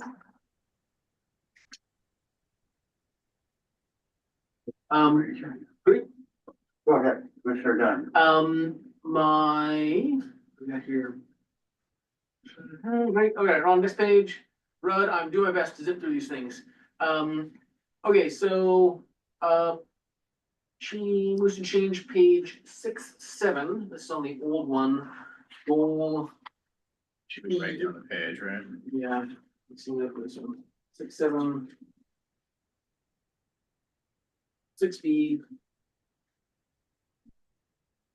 So the goal is currently written as create a cost-effective transportation system that prioritizes multimodal safety.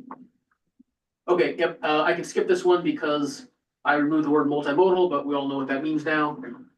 Next one is about an LOS for pedestrians. I can skip that because I think I get a sense of what the commission wants. Next one, item 8 is a motion to remove the word multimodal. We've already talked about that. Next one, okay, so I do want to talk about this one. So my motion would be to change, this is motion 9. This is on the old 612, policy 6F-5. The motion is change, to update the existing 2011 bicycle and pedestrian plan right now and include it in this transportation chapter. It made sense to me that like bicycles and pedestrians are like a big part of what we're talking about and they're an important part of how we do transportation. And so I don't really understand why we wouldn't update that as part of this process. And it seems like 2011 is kind of a long time ago. So my motion would be to update the existing 2011 bicycle and pedestrian plan in this transportation chapter.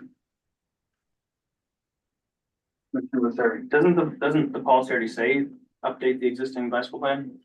You're saying you want to do it concurrently with this? Yeah, currently, like now that we're talking about pedestrian stuff right now and transportation stuff right now and all this, like it's comprehensive, it's supposed to kind of talk about all the stuff, so I feel like this is the appropriate time. Maybe not like today, but like this year during this process. I don't believe we have. Jim has his hand up. Oh, Commissioner Hanson. Jim, microphone. Jim, microphone. Sorry if I interrupted. Someone's trying to second. I'll wait till there's a second before I comment. We don't have a second, so I was going to say there's no second. So, Yep, I can move along. okay, great. Let's see. Vice plan. Motion, okay, yes, this is the transportation chapter. So this is the old 613. And mostly this was just expressing my surprise at how kind of anemic this section was, considering how crucial commercial transportation is. So I just made some recommendations. I'm not a commercial transportation expert, but I would say like, we should at least have like maybe a couple of policies here. And I suggested that in the goal 6G, we have a few different ones, included a map of the truck routes in commercial areas, make sure commercial truck routes are of the correct width, height, and build for trucks, project future truck traffic in line with population employment projections, those kind of things. That's my motion. Second.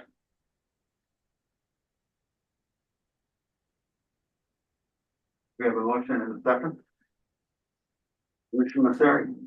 Chris, is that something that if you were tasked with, you could incorporate that in here? Are there maps that we could put in there and? Yeah, so what I put in here is a link to the DOT freight and goods transportation system. Yeah, and I which thought is- you said that maybe. Yeah, there's a so map. what we would do is we would take that, we create a map, and then we can feed it to Sarah at GIS if she's gonna be around, or somebody at GIS. It could be added to the map packet. There's nothing wrong with that. Just the thing is with the way that is portrayed, it changes based on the tonnage of shipping, and DOT tracks this on a regular basis. And so somebody at the county would have to keep up on when it changes, maps would have to change. That's all I'm getting at here. But Brian's gonna. And to add to that, we do that with our counter program every year. We have staff to go out and put those rubber tube counters out. And part of that, we measure freight and we track exactly what that tonnage is. And every 2 years, we report that to the state who updates their maps. And then of course, we update our maps whenever we are up to the comp plan updates. 6 to 10 years.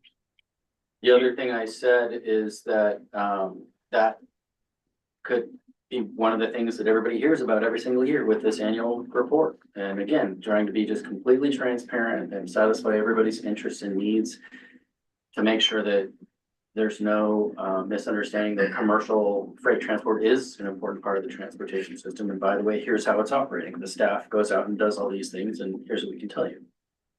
And part of our engineering standards, we have a roadway classification, whether it's arterial, whether it's a collector, and then based on those, they have a cross section, and that's based on what the type of traffic it's supposed to accommodate. And yes, we look at the tonnage amount of vehicles that are going across, and that defines exactly what our pavement thickness will be. So that's taken into account with any roadway improvements. And is that report is or is not currently provided with that annual report? Our roadway standards are in our engineering standards on the website. They're updated as needed, basically, but the concurrency report is done annually at the end of the year. I have a copy of it. Of this, when you're doing the annual transportation report, evaluation report, is it including the commercial side of things? Are you presenting that information at the same time? No, the tonnage is not included in the concurrency report, just the level of service. And all I'm suggesting is that's a piece that could be added, and it doesn't have to be a big thing. It can just be a half page or a page, you know, like, hey, here's what's going on with commercial freight transport. We typically include it as a percentage of total. So there's 1,000 vehicles and 10% of them are trucks of this size. And just to be really clear on this annual report, nobody, especially not us, not suggesting that this put a whole bunch of new work on county staff. They could be enhancing the report in a way that provides value and information, but not in a way that burdens staff. And so there can be a report, a paper report, expanding on what they already do, but it could also be part of the presentation made to the county council of the 6-year tip. So there's just information.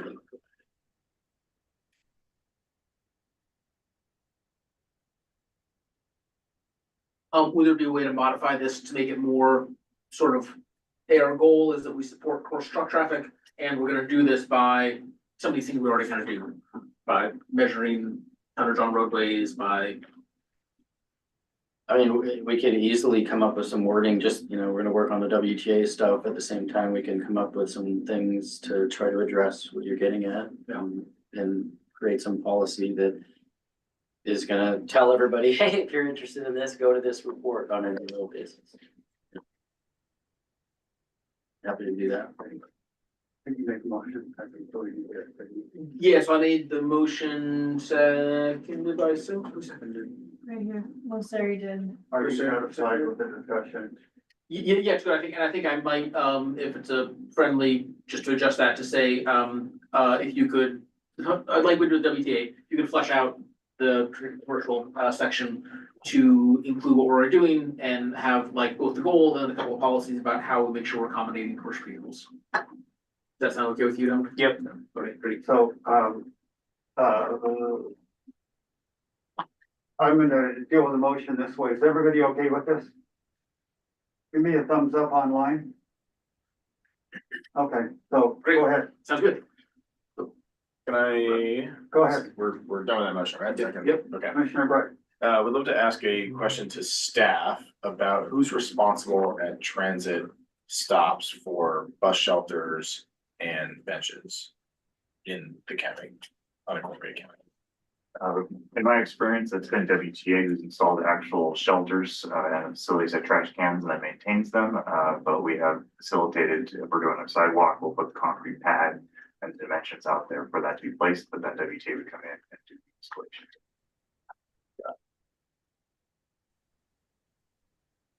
Yeah, sweet. So my next Go one. ahead. Go Go ahead, Commissioner. Sorry. He said that he just did it by, forget the name. Not Acclamation. Oh, okay, got it. That's sorry. Missed Is that okay with you? Yeah, no, I'm good. I just making sure we Commissioner Dunn, go ahead. All right. Approved it. Sounds good. So my next one is, motion 11. It's on the old packet 615, so probably the new one 616 or something. But it's policy 6H-10H. And it currently reads to coordinate with WSDOT to ensure that development does not degrade WSDOT or county level of service standards. And I would like to change that to a little more like positive, like forward looking, like, hey, thanks for doing development in our county, love you building houses and businesses, and we'd like to support you in that kind of more of an attitude. So, Would you give the number on that? What is it? Policy 6H, I have it on the board, Chair. yeah, 6H.10, yep, that one right there, 6H.10H. So my motion is to change that wording to, quote, coordinate with WSDOT to ensure that improvements meet the needs of development and maintain or improve LOS and MMLOS, although in the context we have now, I would just say, maintain or improve MMLOS. Yes. Good job, Don. You got one at a time. You have a second on that? So, Sunita, was that a second?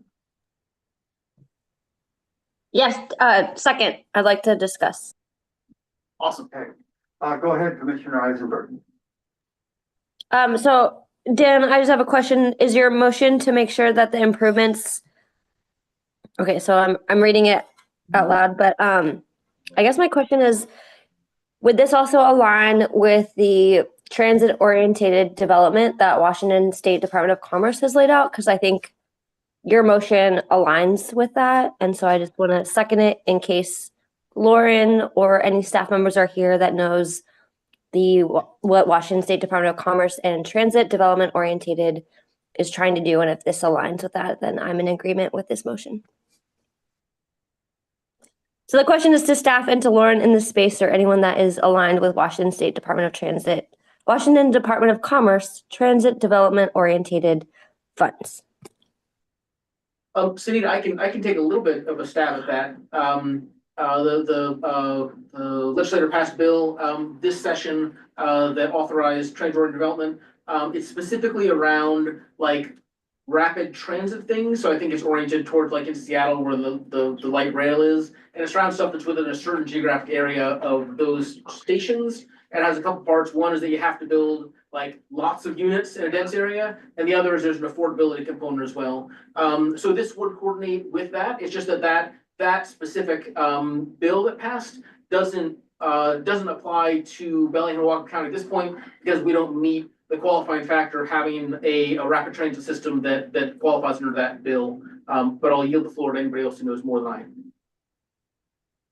But you're motioning to align and coordinate it with Washington State Department of Transit. So your motion would then align with what they are doing if let's say light rail or transit or even high speed, let's say Cascadia rail. If we did get something like that up here for high speed, then your motion would align with that. Is that correct? Yeah, that's correct. Thanks, Dan. Clarification, did you say State Department of Transit or Transportation? This one is about the Washington State Department of Transportation, WSDOT. Thank you. Just wanted to make sure because it's been stated a couple of times. It's been transit or transportation in our conversation. Yeah, he's mentioned transit, but yeah. Okay. Lauren, go ahead.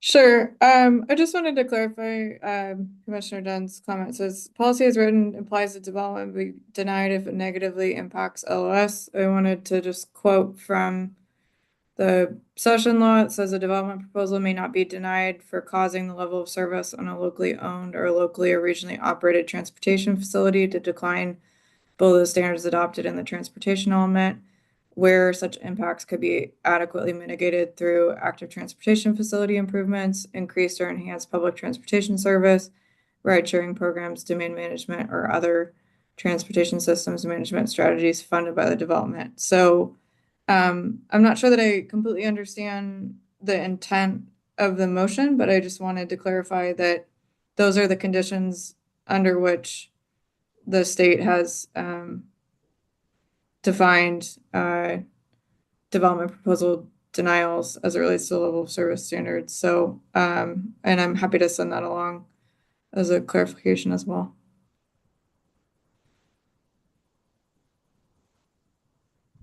Other comment? Eileen, would you call the roll, please? Yes, Grice, Yes.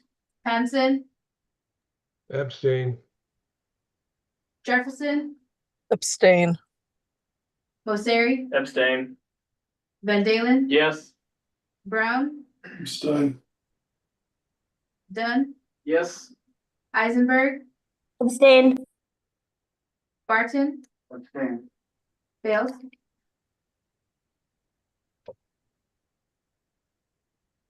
Let's see.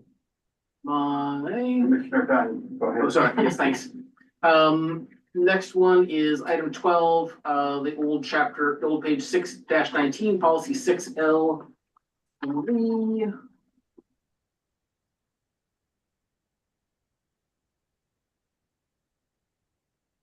L.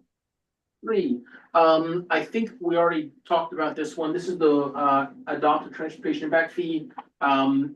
Just checking, we already voted to remove this one last time. It's struck out in Struck the out. packet. New and sweet, sounds good. Yep. Okay.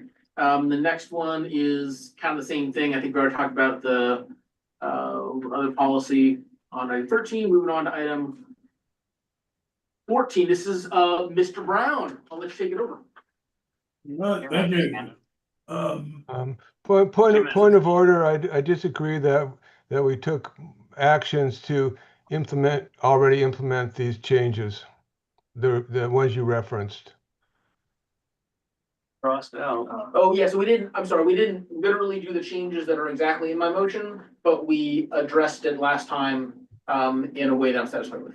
Well, in like, when we talked about transportation impact fees, we changed shall impose to may impose. We retained the original language, is what I remember.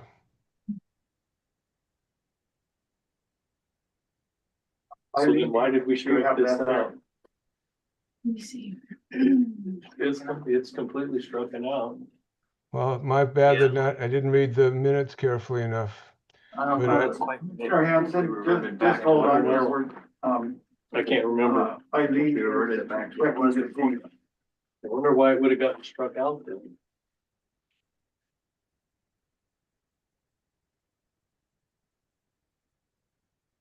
What page was that? This one was 68.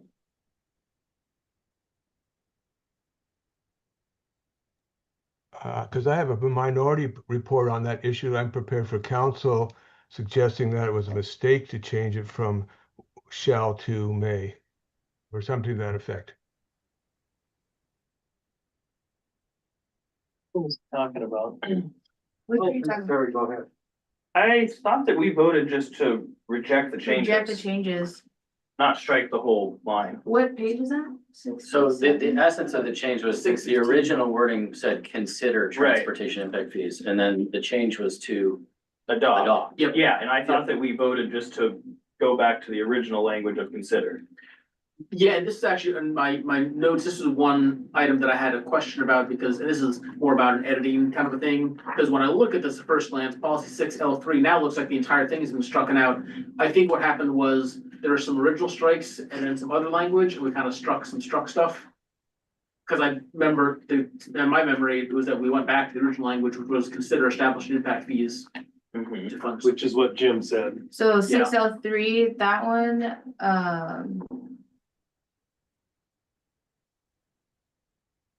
policy changes to 6L3 were rejected by commission 6-1 vote. So on here, it's struck out, but it wasn't, it was supposed to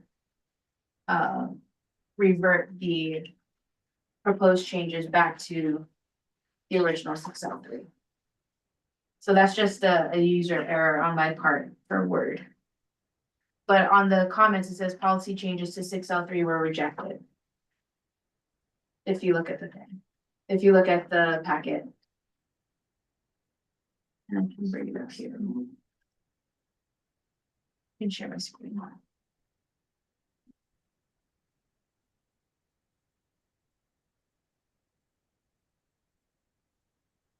Right here on the comments, it says, policy changes to 6L3 were rejected by commission 6-1 vote. It was probably a user error that everything was struck out. It's supposed to revert back to the original language. That's correct. Thank you. So the original language would be what? It basically, it just says consider transportation impact fees, and my recollection is that it was left on the table as an option. Yes, Yep. that is correct. Mr. Jefferson.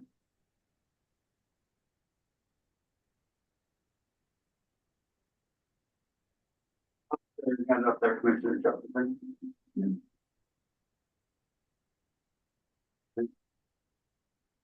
We got Rudd. Hey? You ready for mine now? So, Sorry, you cut it. Yes. Mr. Brown, did you have something you wanted to say? Item 1467. I propose we strike that. It just doesn't add anything. We can only use existing and new roads. I looked at it, I said, I don't know what it says. That has any value to the comprehensive plan. So my motion is strike that. Will you put that in a little better form? But what I heard is that you make a motion that we strike that, and you just need it in a longer sentence that's descriptive. My motion is to strike the current 6D7. That's it, right, go ahead. Yeah, seconded. Okay, so we have a motion and a second, and Commissioner Wright was the second. So there's discussion. Right, go that. Makes sense to me. Yes, Yeah. So hearing that there's no discussion, Eileen, would you call the roll, please? Yes. Jefferson.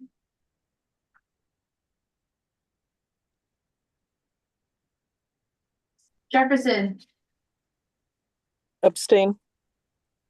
Mosseri, Yes. Van Dalen, Yes. Brown, Yes. Dunn, Yes. Eisenberg, Yes. Greif, Yes. Hanson, yes, Barton, Yeah. passes. All right.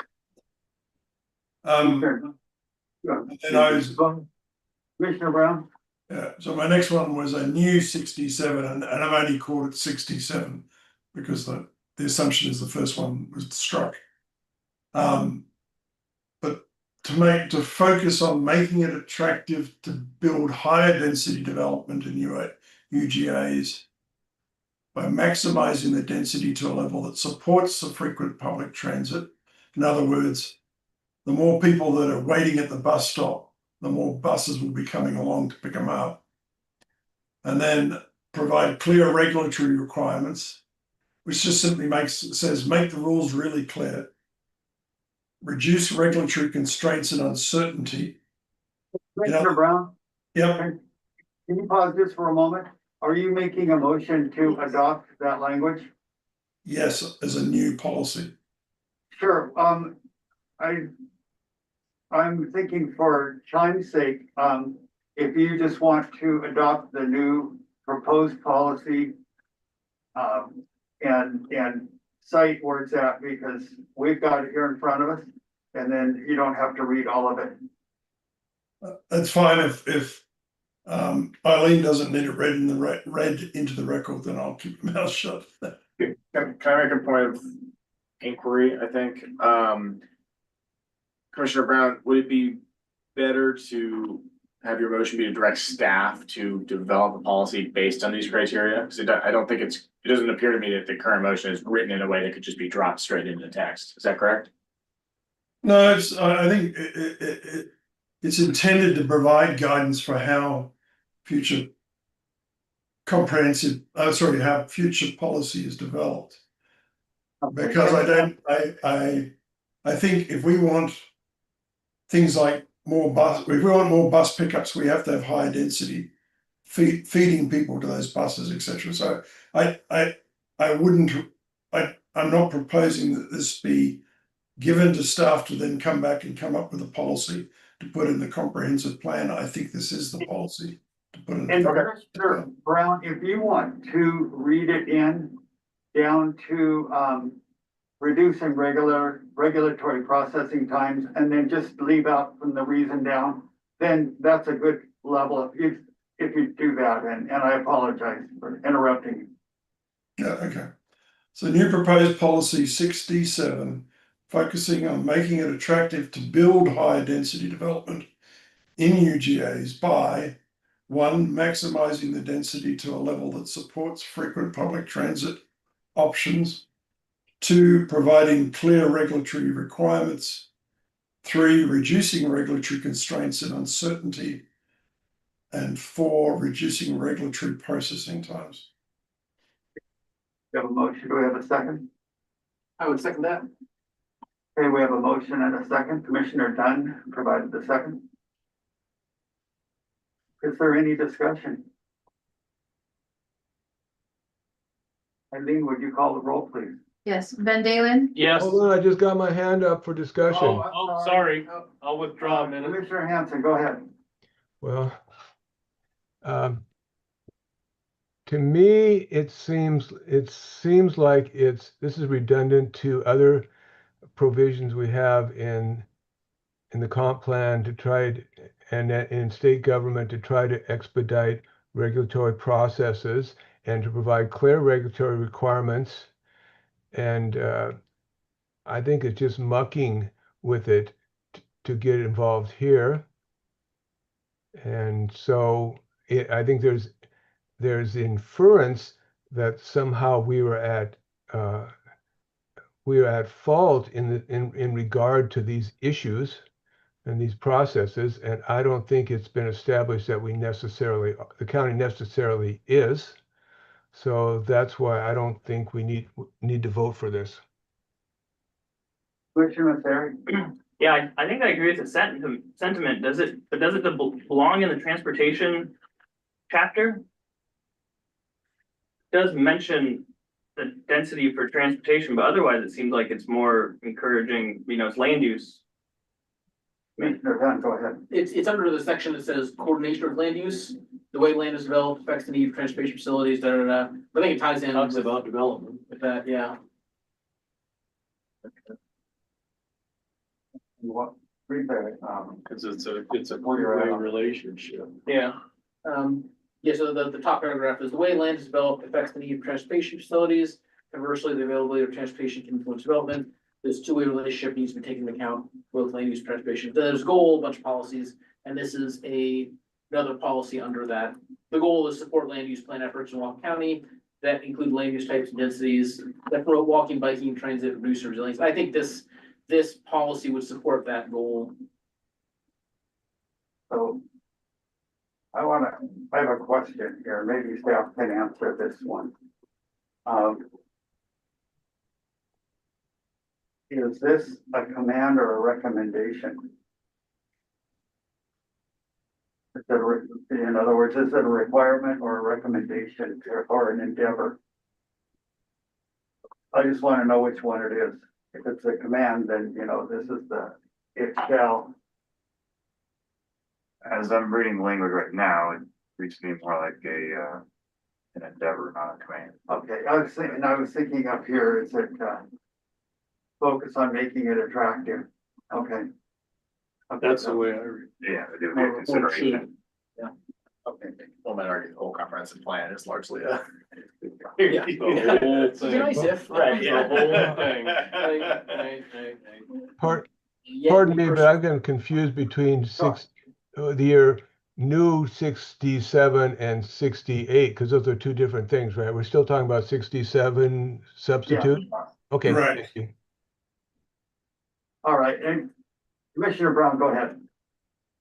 Yeah, to Jim's comments. I've spoken to so many people who are trying to build housing, for example. And they find the regulatory requirements are vague or at least vaguely applied.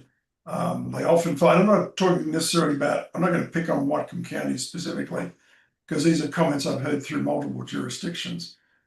But the regulatory uncertainty just kills projects. Processing time kills projects.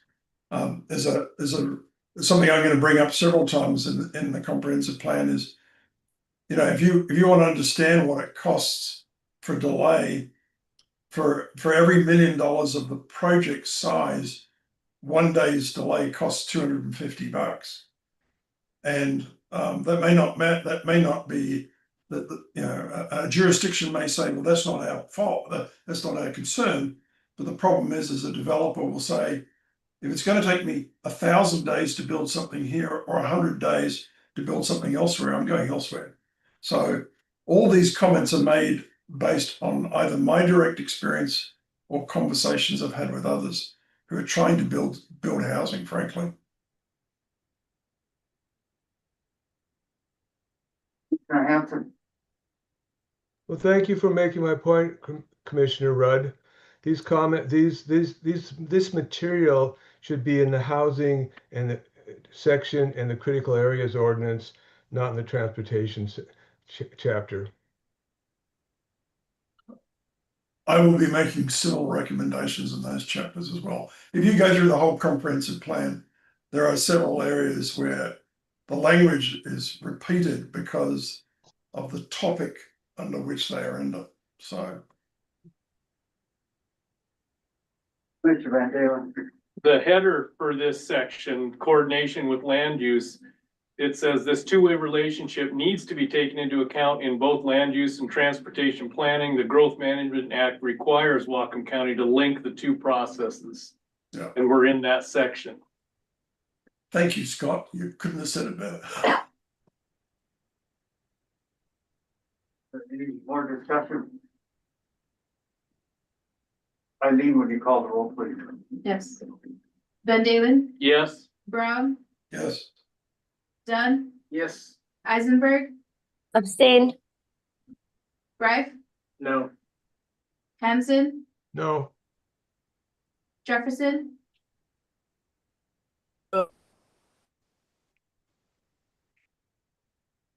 Jefferson, you might be muted, Joy. No. Mosseri? Can you hear me? Yes. I I said got no. you. Okay, thank you. Apologies. Mosseri, Yes. Barton. Yeah. Passes. Okay.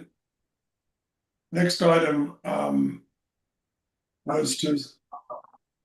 You ready for the next one? Jim? Yeah, go for it. I was gonna make a motion, but I'll go after your next one. Okay, so I move a new policy 6D8. And actually I realize we have a 68, so let me call this 69. So new policy 69, establish predictable, reliable sources of funding developers can access and repay, such as utility local improvement district assessments, to finance the considerable expense of bringing UGAs up to city standards, including transportation infrastructure, roads, curbs, bike lanes, roundabouts, sidewalks, utilities, sewer, potable water, stormwater, fire flow, other new fire EMS stations, green space, etc., and mitigation, critical areas mitigation, etc. That's my motion. I would second that with a request for a friendly minor change.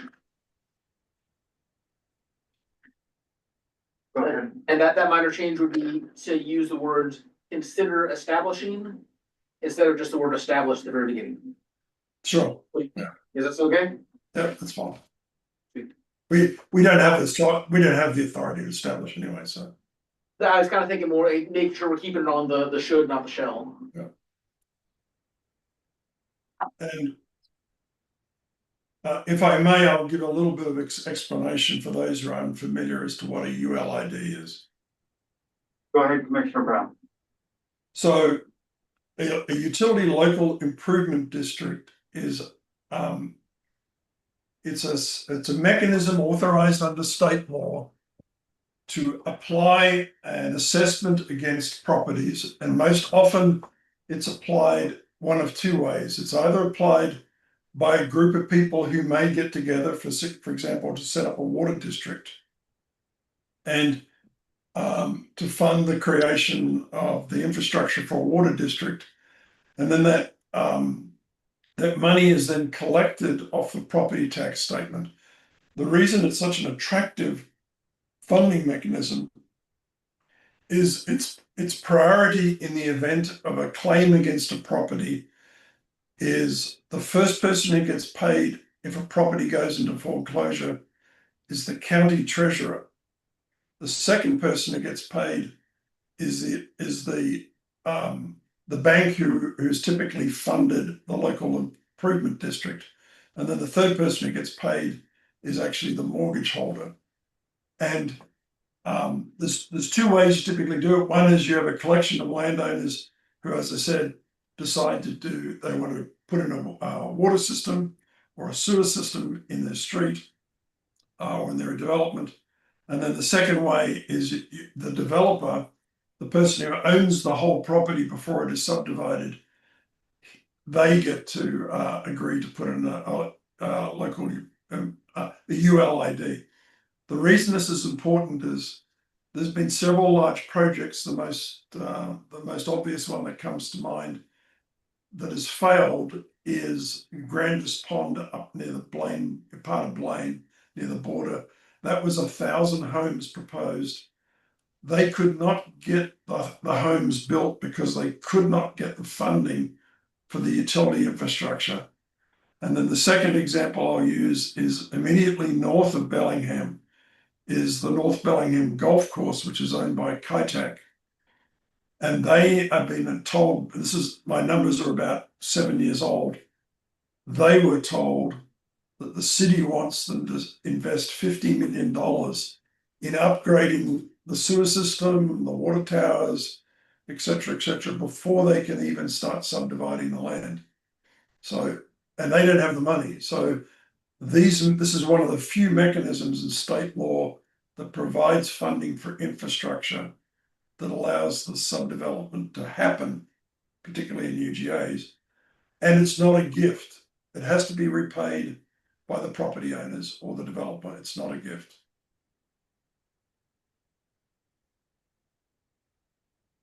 Any other questions or comments? Commissioner Masseri?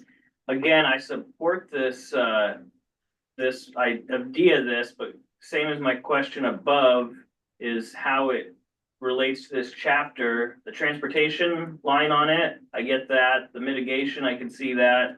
Some of them, I just don't know if it's appropriate to be in the transportation section, even though I know we are under the land use kind of area. So I'm just kind of throwing that out there as I'm thinking about this, if there's an argument for that. If I can respond, part of that infrastructure that has to be built is roads. Brown, can you hold just a moment and I'll let you. Yeah, so, sure. As chair, the reason I'm looking at it, there are 4 items. And how do you, it's really hard to separate out just the transportation and then take the other 3 items and tie them in somewhere else. They kind of like they go together when you look at the funding mechanism. And so I agree with Commissioner Masseri, but the reason I think it's okay, and you guys can tell me if I'm wrong, that is what I stated, that it's 4 items that are all tied together. Go ahead, Commissioner Brown. I'd say my question's been asked and you've answered it. Thank you.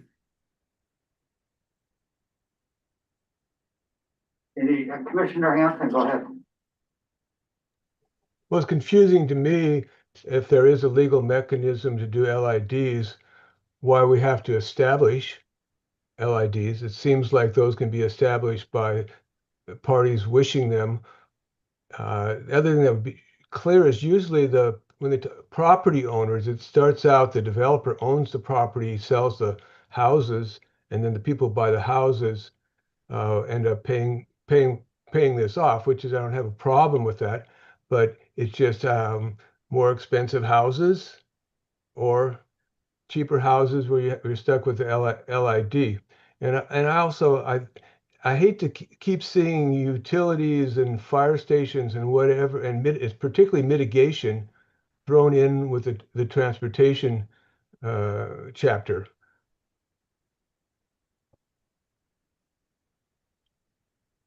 Commissioner Brown. So it actually makes housing cheaper because it allows the development to occur quicker. Whether it doesn't, the cost, the requirement to make that infrastructure is a city requirement, and the developer cannot create the lots to sell to a homeowner without meeting those city requirements. The problem is they have the cost of the land and they have the physical cost to comply with those infrastructure requirements, and the latter is typically much more expensive than the land. So if they don't have a mechanism to fund it, the housing simply doesn't get built, and that is true in our community with Kitech in North Bellingham, and also with the 1,000 homes that never got built up near is on the eastern portion of Blaine. It doesn't increase the cost of housing for people because it's just the same cost. All it does is create a funding mechanism.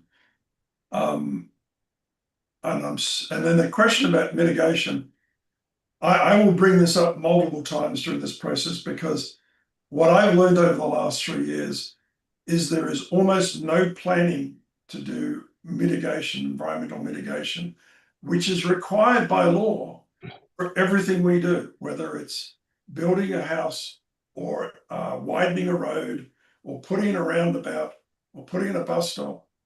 You by law have to do a critical areas assessment, and when there are impacts, you have to mitigate for them. And yet we don't plan for it. The county has no mitigation banking at all. So it's really problematic. And one of the examples is, if you go out to Horton Road in Cordata, that they extended the Horton Road the last couple of years ago.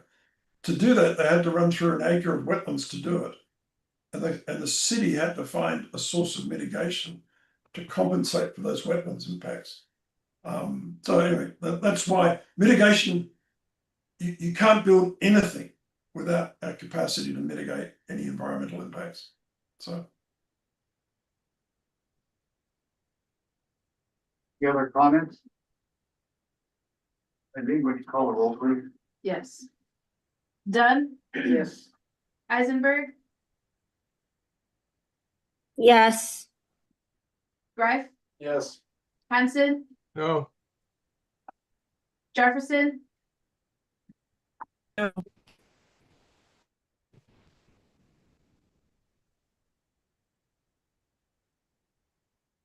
Ask her again. Jefferson, No. Mosseri, Yes.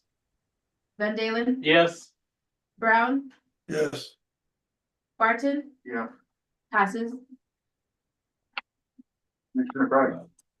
So I'd like to make a motion, I've been noodling on the transit level of standards. I'd like to move to add, it might be easier if you just go to that section while I say this, it's 6A9. Otherwise, I'll probably have to restate it and lose people. Well, I do hope that it's relatively straightforward, it won't be that confusing. Cool, 6A9, okay. So I move to add after where it says the transit LOS standard is based on the words site readiness for installation of stop amenities. The rest of it stays the same.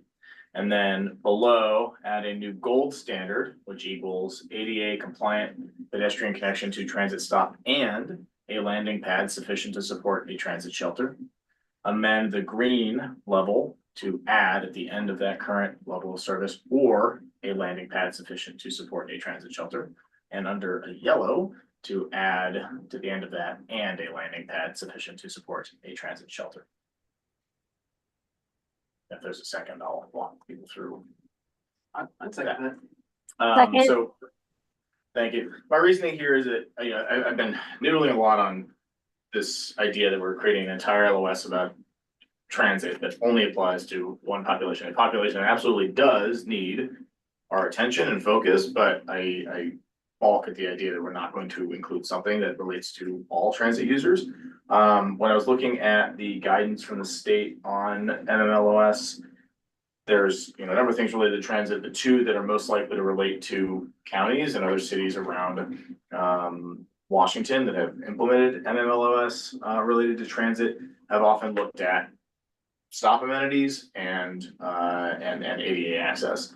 Depending on the city, some have, and that's why I asked the question earlier, they tend to be the ones who actually install the amenities, the shelter, the bench.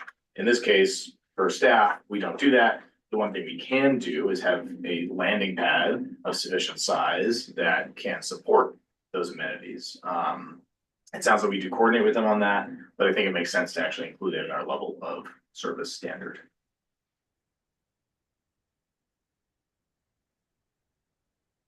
All right, Eisenberg, go ahead. Is a landing pad similar to, is that another name for like a foundation or a place for the bench and the transit overhang to be on? Yep. Basically a concrete pad. That's the phrase that I was seeing other places. So I'm hoping that that's an official phrase for what that is called, but it may not be, in which case staff should absolutely correct me. Okay, no, I'm curious about this and I'm very interested in other commission members having a discussion. Go ahead. Yeah, I mean, that's typically what I've done, and I've seen work when I've worked for other agencies such as cities, as well as we'll have a landing pad that will basically be a concrete foundation of 4 to 6 inches deep. Consequence potential of that just to consider is that it may take additional right of way during a project development and design to be able to get that space available for such a facility. Yeah, that's kind of when I was thinking through this. That's why I created a gold level. I was trying to work it into the red, yellow, green to stay consistent, and then I looked at ABCD as well. But I figured, okay, if we add a gold, that way, if you do both, you get to gold. If you do just what we had before is green, you still get to be green. It's ADA compliant or the landing pad. So that way, it should continue to help the county look like it is achieving its level of standards and not, it's not meant to penalize or make it harder to achieve LOS. Do you have the first part of the motion written down before you got to the colors? Yep. Okay, can you read that? Yeah, so basically it would say the transit LS standard is based on site readiness for installation of stop amenities and ADA accessibility, et cetera, et cetera. Same thing. Yeah. Can we see on the screen where he's talking about? Go ahead, Commissioner Brown, what is the Who question? wants to add after based on? Yeah, it would just be inserting right there between on and ADA, the phrase site readiness for installation of stop amenities. Just point of order, that's not what's on our screens. No, I know, Oh, oopsie. So I'm having real difficulty following what you're saying. that makes sense. Can't Yep. see it though. Thank you for flagging that. Okay, so yeah, so 689 would basically be adding the phrase site readiness for installation of stop I think it's not amenities. coming up right here on read only. Yeah, no, it was just because of the screen sharing. The screen sharing, I didn't do the window. I just did. Yeah. Run, can you see it okay now? Yep, thank you. It's right here. But not what you added. Wait, she hasn't written it in. This is the Yeah. section. That's all. It's the PDF version versus the Word doc. So I'm gonna ask a question here. Because having had a whole career, there are certain places that you're not gonna put in anything other than a stop. But we're calling it the level of service standard. Are we making the jurisdiction, the WTA, comply with something that might not be reasonable in some locations. I just want to make sure we're not. I would argue no for two reasons. One, the existing level of service standard with an ADA compliant pedestrian connection has that same issue, right? You would have to pave by definition to do that. Two, the green level, which is currently the top over here in my version, goes from, it's not an and, it's an or. So it's actually gonna be easier to achieve green. It will be harder to achieve gold. I actually think that this plays right into the ADA compliance. I honestly think that at transit stops, the ADA issue is concrete pads to support space for like wheelchairs and things to be accommodated. So I think this is totally appropriate. My only question is, would you be willing to change yellow to orange so it's not gold and yellow competing? Yeah, happy to do that.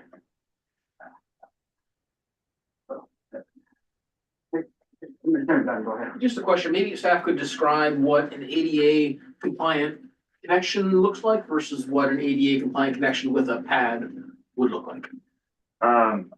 Yeah, so an ADA compliant, you think of the ramps, what they call them truncated domes, the yellow, domes on the bottoms. Those are the ramps, and the top, the landing or the sidewalk. So the pad would be a concrete area behind there, say that's 5 by 10 feet or so, that the shelter would be on. So you'd have a separate walkway that would be the sidewalk. You have shelter that's completely separated where people could be under shelter and out of the way of the walkway. And then you have an ADA compliant ramp or landing that would take you to where the bus stop is so that everyone with any disability could be able to access the bus. So, and the place between, when you get on the bus, is that at road level or that above a curb? Is it like street, curb, wheelchair? I've seen both, I think it depends on the bus. A lot of times they are curb level, so the ramp can come down, so someone in a wheelchair can get in, and then they can also have a ramp that goes down as well. I think I've seen it both ways. And a lot of buses, they're called kneeling buses. They actually lower down to allow access.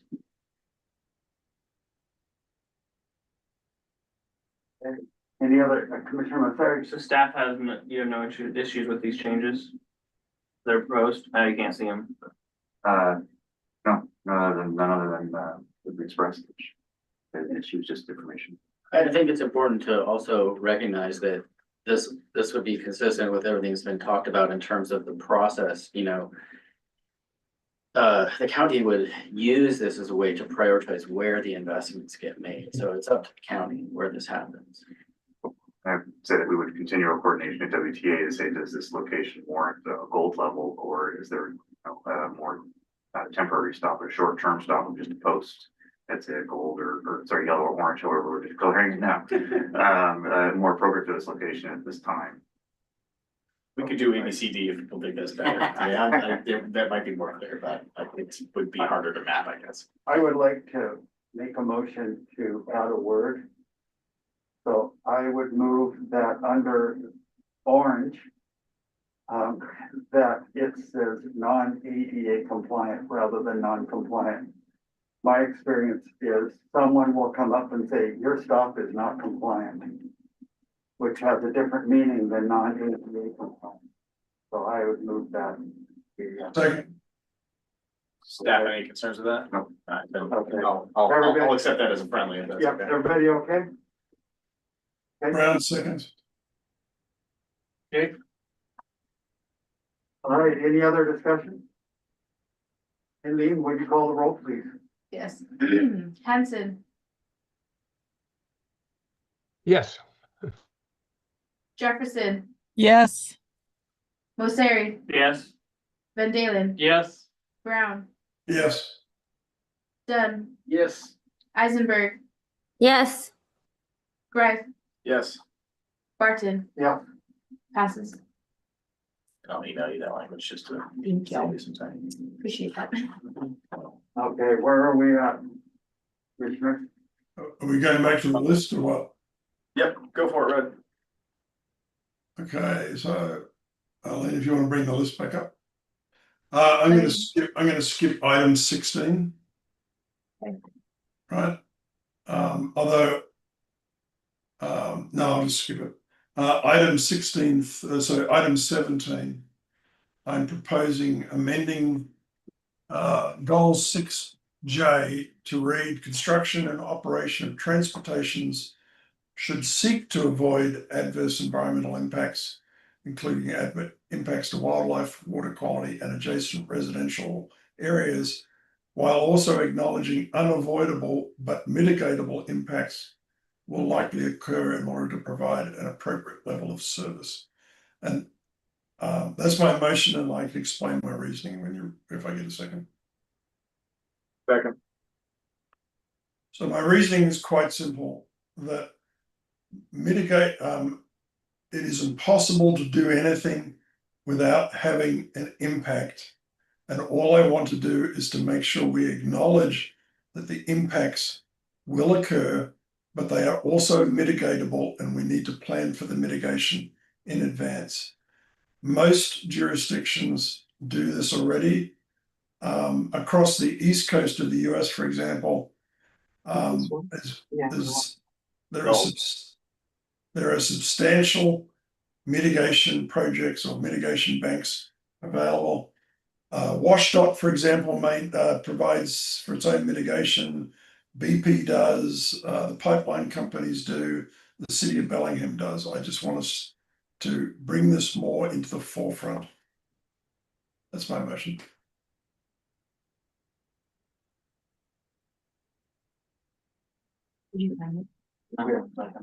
Yes, Commissioner Grant. Yeah. Yeah. Is there any discussion? Oh, yeah, I support the motion. I think we're trying to avoid impacts, but sometimes, you know, like you said, you have to. It's kind of part of doing stuff, but if you ideally mitigate those other areas, but that is the balance of, like, with growth, if we're accommodating growth, whether it's a wider road for a, you know, bicycle shoulder, or whether it's a place for a house, we need to find ways to mitigate those impacts. But I think we can. Commissioner Hanson? I don't think it means much different. I think avoid doesn't mean not make. Basically, avoid means seek to avoid. It means the same thing. So I think it's irrelevant.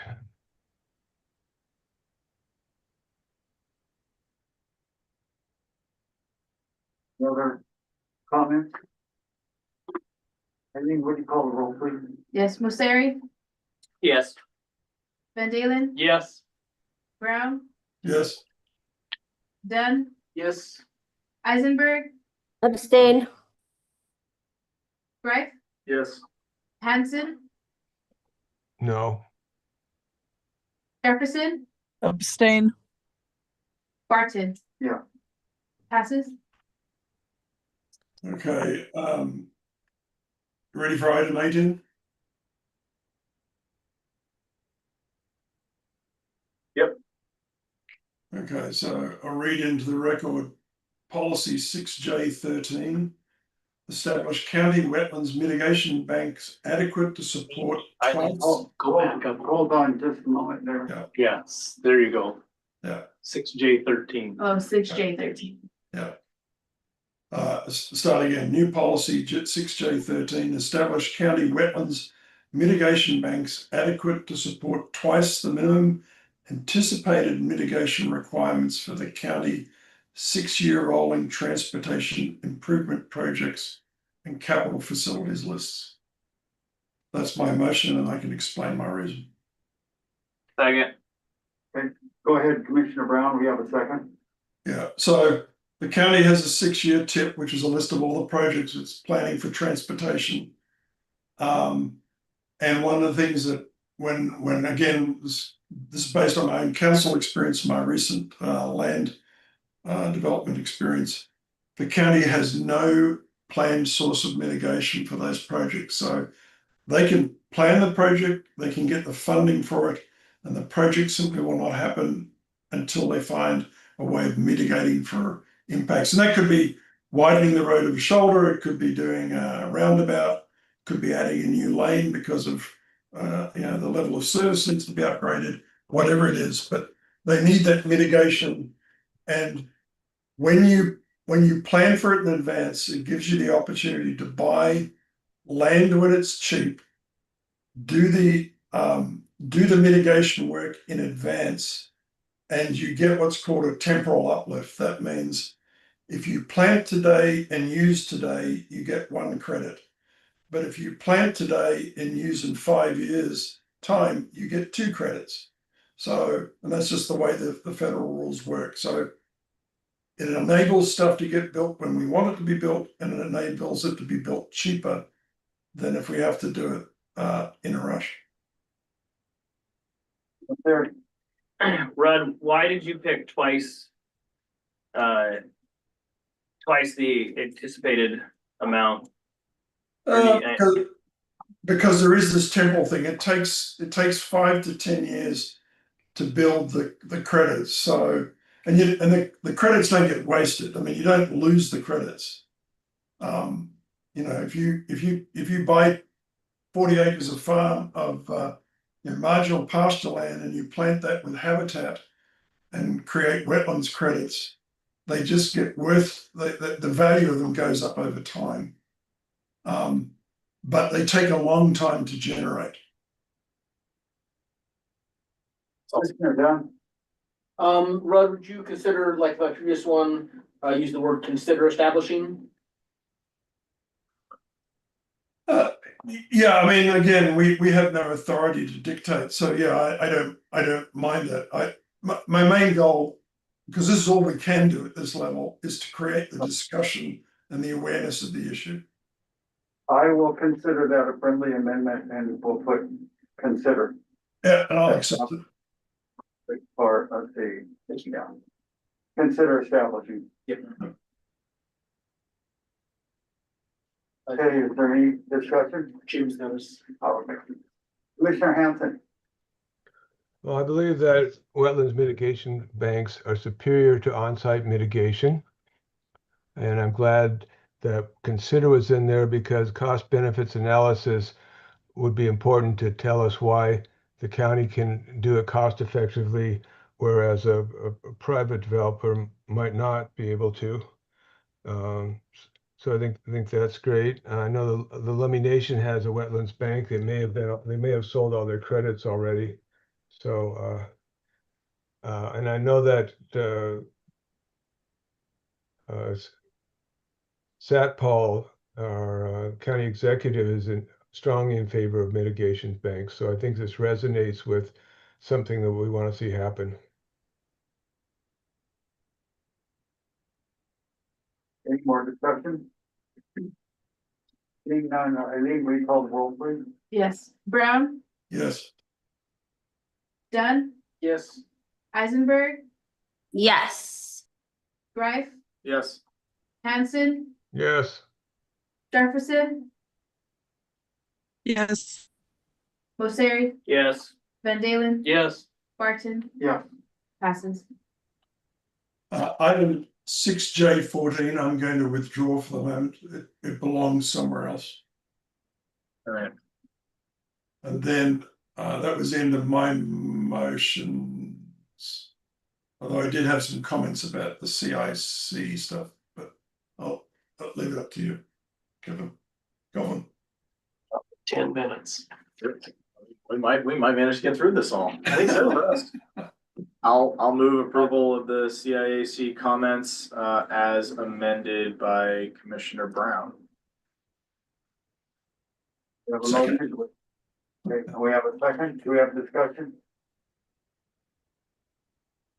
I hope so. There's quite a bit of stuff in here. What is his amendment? I can't remember. Okay, so I think it's on it's the second, if you scroll down into where once it gets red, yeah, so some of this stuff. do you want me to explain my comments? I would. Okay. I can read your explanation, I believe. Yeah. Well, Lauren had asked what is unclear what future zero occupant refers to. It's vehicles like Waymo, fully automated taxis that have already done.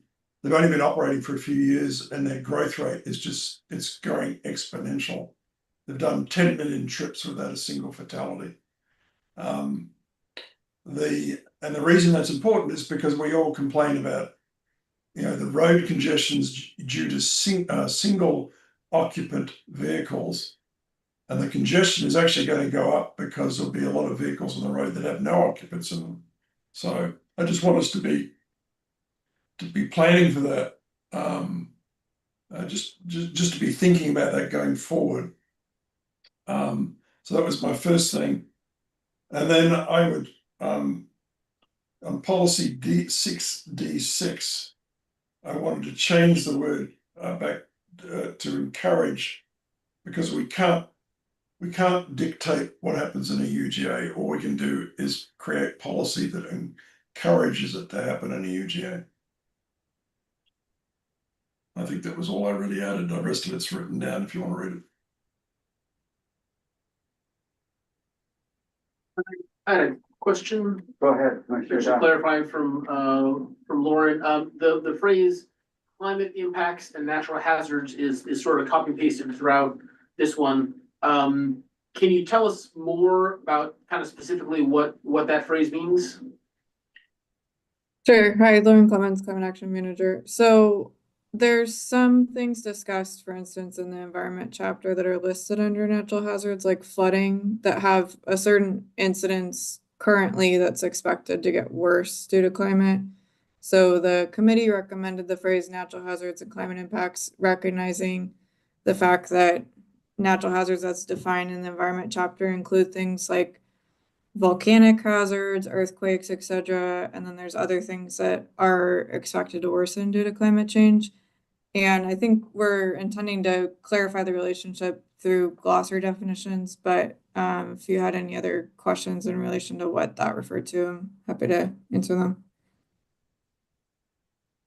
Yeah, I guess like, for example, on the comments, at the bottom, there's page number 3, policy 6F-5, update bicycle pedestrian plan. Give priority construction of pedestrian bicycle facilities on streets within and between urban growth areas and rural communities where practical and not at risk from climate impacts or natural hazards. So can you give me like maybe a specific example? So you would say, let's not build pedestrian or bicycle facilities where there'd be at risk from a climate impact. So like what would that climate impact be where you say, no, we shouldn't put a bicycle facility here? You seem Sure. kind of broad. Yeah, I mean, and I think that's regulated under different areas and county codes, but you would have like a, frequently flooded area, for instance. That's the extent of the floodplain is expected to get larger due to climate change. And it's just sort of emphasizing that it doesn't make sense to invest in future infrastructure in areas that we know are at risk due to flooding, for instance. Go ahead, Ryan. And I can provide a specific example. Drayton Harbor Road, where it goes to Shinteper, we've got 1 lane right now due to increased storm that's coming in, tidal surge. So this would be considered, do we invest millions in Drayton Harbor Road, making improvements there at any facilities when we could get increased storms and washing out of that road? It's going to take more repairs over a number of years. Or do we look at investing further inland that might be more protected from those natural hazards or climate impacts? And to that point, that particular segment on the active transportation network is further study needed. That's why. So I guess I'm a fan of like being fairly as specific as we can, sort of like, so if we're saying like at risk from climate impacts, that's a very, very broad, something talk about flooding. Totally agree with you. Like someone's at risk of flooding, no reason to build a road there, except or we should reinforce or we should do extra planning or whatever. How would we feel about using that word or being more specific about not at risk from flooding? I guess it's a natural hazard. Well, in Drayton Harbor Road, it could be a combination of sea level rise, things like that, the banks eroding and the road falling in. All water related though. Yeah. I mean, basically, I see water, fresh water right now. So other climate impacts that I've identified is forest fires due to longer, drier summers and something like that. So it's not all just completely related to water. There are other identifications within climate impacts, and we may not be fully aware of all the climate impacts as of yet. So that definition may change over time. So would you like not build a bicycle or a transit stop or something in a place where there might be a risk of a fire, like a wildfire in the future, but we don't know it's gonna be wildfire, maybe in 20 years it would be? We'd evaluate the risk. I think that's the intention around the policy. It's to evaluate the risk in terms of the capital infrastructure investment. And there's going to be further definition around mapping as it relates to the climate chapter, but this would create consistency between the two. Commissioner Hanson, Good point about the forest fire hazard, because I'm also on the forest Forest Resilience Advisory Committee as your appointee. And there's avoiding hazards, and then there's also mitigating hazards. So if you needed to have a bus stop in a certain forested area, there are things you could do to make that bus stop a somewhat fireproof. Things by doing a fuel control in the surrounding area and the materials you use, etc.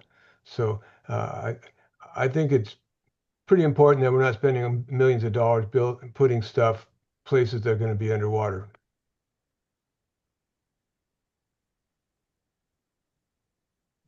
Eileen, Yes.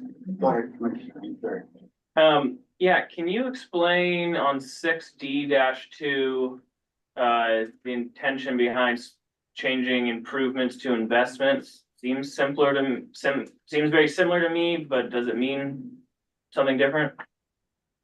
That was just a preference of the committee. As a staff member, I'm fine with either, but I think they wanted to clarify that not every improvement is positive from a climate perspective, but I'm personally agnostic between the two.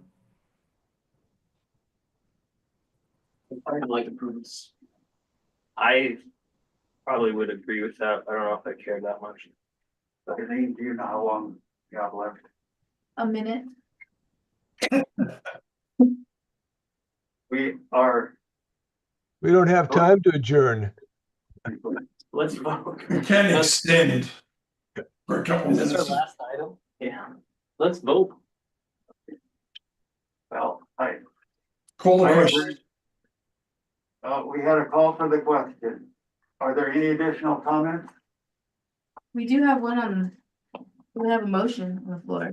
Oh, correct. Yep. So I I'll think- take- Okay, so seeing that there's no more comments, Eileen, would you call the roll, please? Yes, Brown, Yes. Dunn, Yes. Eisenberg, Abstain. Greif, Yes. Hanson, Yes. Jefferson.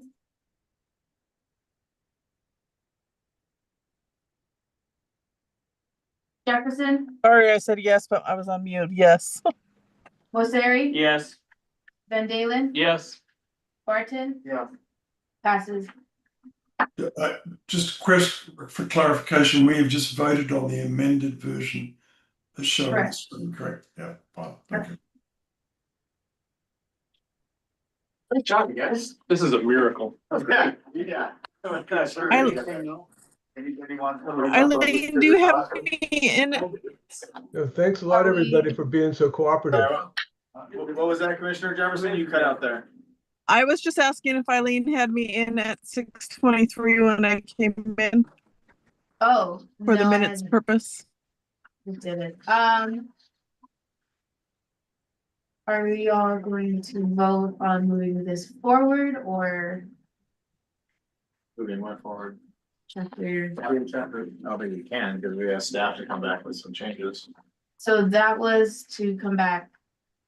Was that to come back before going to council for their input and then bring it back for final? Or are y'all expecting us to find another time slot for this chapter? I would like to see what it looks like. I don't know if anybody else does, but. Commissioner Terry. I would like to send it forward to them. I think we're gonna have discussion of it again once council's looked at it. My opinion, I think. And then We need to find some efficiency. As a in getting reminder, through it. this will be brought back to you, so this would just be a preliminary approval to council. It will come back as a whole, so all the questions that you have regarding different chapters that ties into it, you can address it at that meeting as well. In December, whatever. Yes, whatever. I can make a motion to move it on. And a second. We have a motion and a second to move it on. Is there any discussion? Eileen, would you call the roll, please? Absolutely. Eisenberg, Yeah. Greif, Yes. Hanson, Yes. Jefferson, Yes. Mosseri, Yes. Van Dalen, Yes. Brown, Yes, Dunn, Yes. Barton. Yeah. Passes. Nope. So Kelvin, next meeting will be July 10th, chapter 9, Parks and Recreation. Yes, Commissioner Brown. sorry, I have one other motion which I put down which wasn't addressed, and I'd like to just read that in, which is that all changes, additions, deletions, and modifications that receive a majority vote must be accompanied by a sidebar comment explaining the source and the reasoning for the change. And that applies to the whole process. I would second that motion. I missed a little piece of it. The idea, and correct me if I'm mistaken here, is that, so when we pass something on the county, if it's just like a sentence with a strike through on it, the county council looks at it and says, why'd you strike this through? We don't really know. So the suggestion, I think, is that whenever we have something where we've changed it on that piece of paper that goes to county council, it's got a little paragraph there. It says, you know, we changed this because whatever, Yeah. some reasons why. Okay. Eileen, go.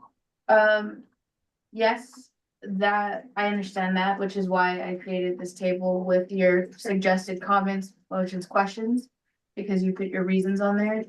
This is public comments, so it does move forward to council, it does go to the public on the website, so everyone sees why you decided to choose this motion.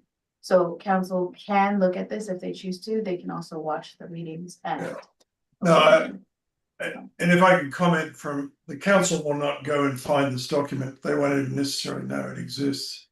I will tell you from having been on the council side of this process that if you want the work that is being done here to have the maximum impact, you need to provide in the primary document the explanation as to why something was voted, because I can tell you if a council member sees a word change and no explanation, then all the weight that went behind the discussion to change it is lost. So by just putting in the sidebar, you know, what the commission's reasons were will be very helpful for the council and is more likely to ensure that the work that is done here actually carries through to the final document. Commissioner Hanson. I'm just confused with whether you're making a motion or not, because there were a couple other things that were supposed to be new business that I think this is the time of the meeting where new business is then proposed and then carried forward onto the agenda for additional meetings. So whether that's just a request from staff, that's one thing. If it's a motion, maybe we should address the other couple new businesses that Commissioner Dunn had in mind that we went by and see that they get dealt with in a subsequent manner. Well, it wasn't, I mean, I don't mind this being discussed at the next meeting if everybody wants to, but I will point out this was submitted as a comment a couple of days ago. And Eileen, correct me if I'm wrong, you've interpreted that this comment doesn't need to be discussed by the commission because the document that is on the screen now will be on the website. And that is an interpretation of the intent and the reasoning that is not consistent with why I made it. And Commissioner Hanson, if it seems like we're maybe rushing at the moment, we had the issue last time that right about now the online video ran out. And then when that happens, then we can't do any business. What we have on the agenda next would be unfinished business. Is there any unfinished business? Could we vote on the motion we have? Well, I think that was Commissioner Hanson's question. Is this a motion or is this a discussion? Or is it a comment? But to answer Commissioner Brown's comment, so this particular was just based off of the chapter at hand, so we can separate what is unfinished business or other business versus what is part of the work session. That's why it's not in this document. Sorry, say it But I again. did pass, but I did, so that's why I passed on your original Something comments different. to the commission, so they have that, and this is just to make it more concise to the specific chapter, so that way staff can answer accordingly, especially those that are not part of PDS. Okay. In the interest of time and the concern about the video running out, I'd like the proposed motion that I submitted in writing to be put on next meeting's agenda.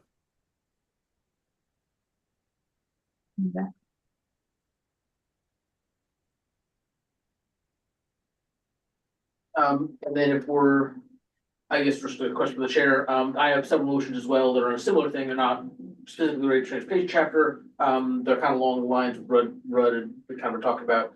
Do we want to introduce those now, or do we want to put them on the next? Almost 10 after. Yeah, we're 10 after, you want to hold them to the next meeting? I'm good with that, if you're good with Yeah, that. let's hold them to the next meeting. Is there any other unfinished business? And Commissioner Hanson, did you have a topic you wanted to talk about that was new business? Oh, no, I just wanted to make sure that we didn't neglect those motions that got sorted out. Okay. All right, is there anything else? All right, meeting is adjourned. Thank you, everybody. Thank you. Good night. Bye.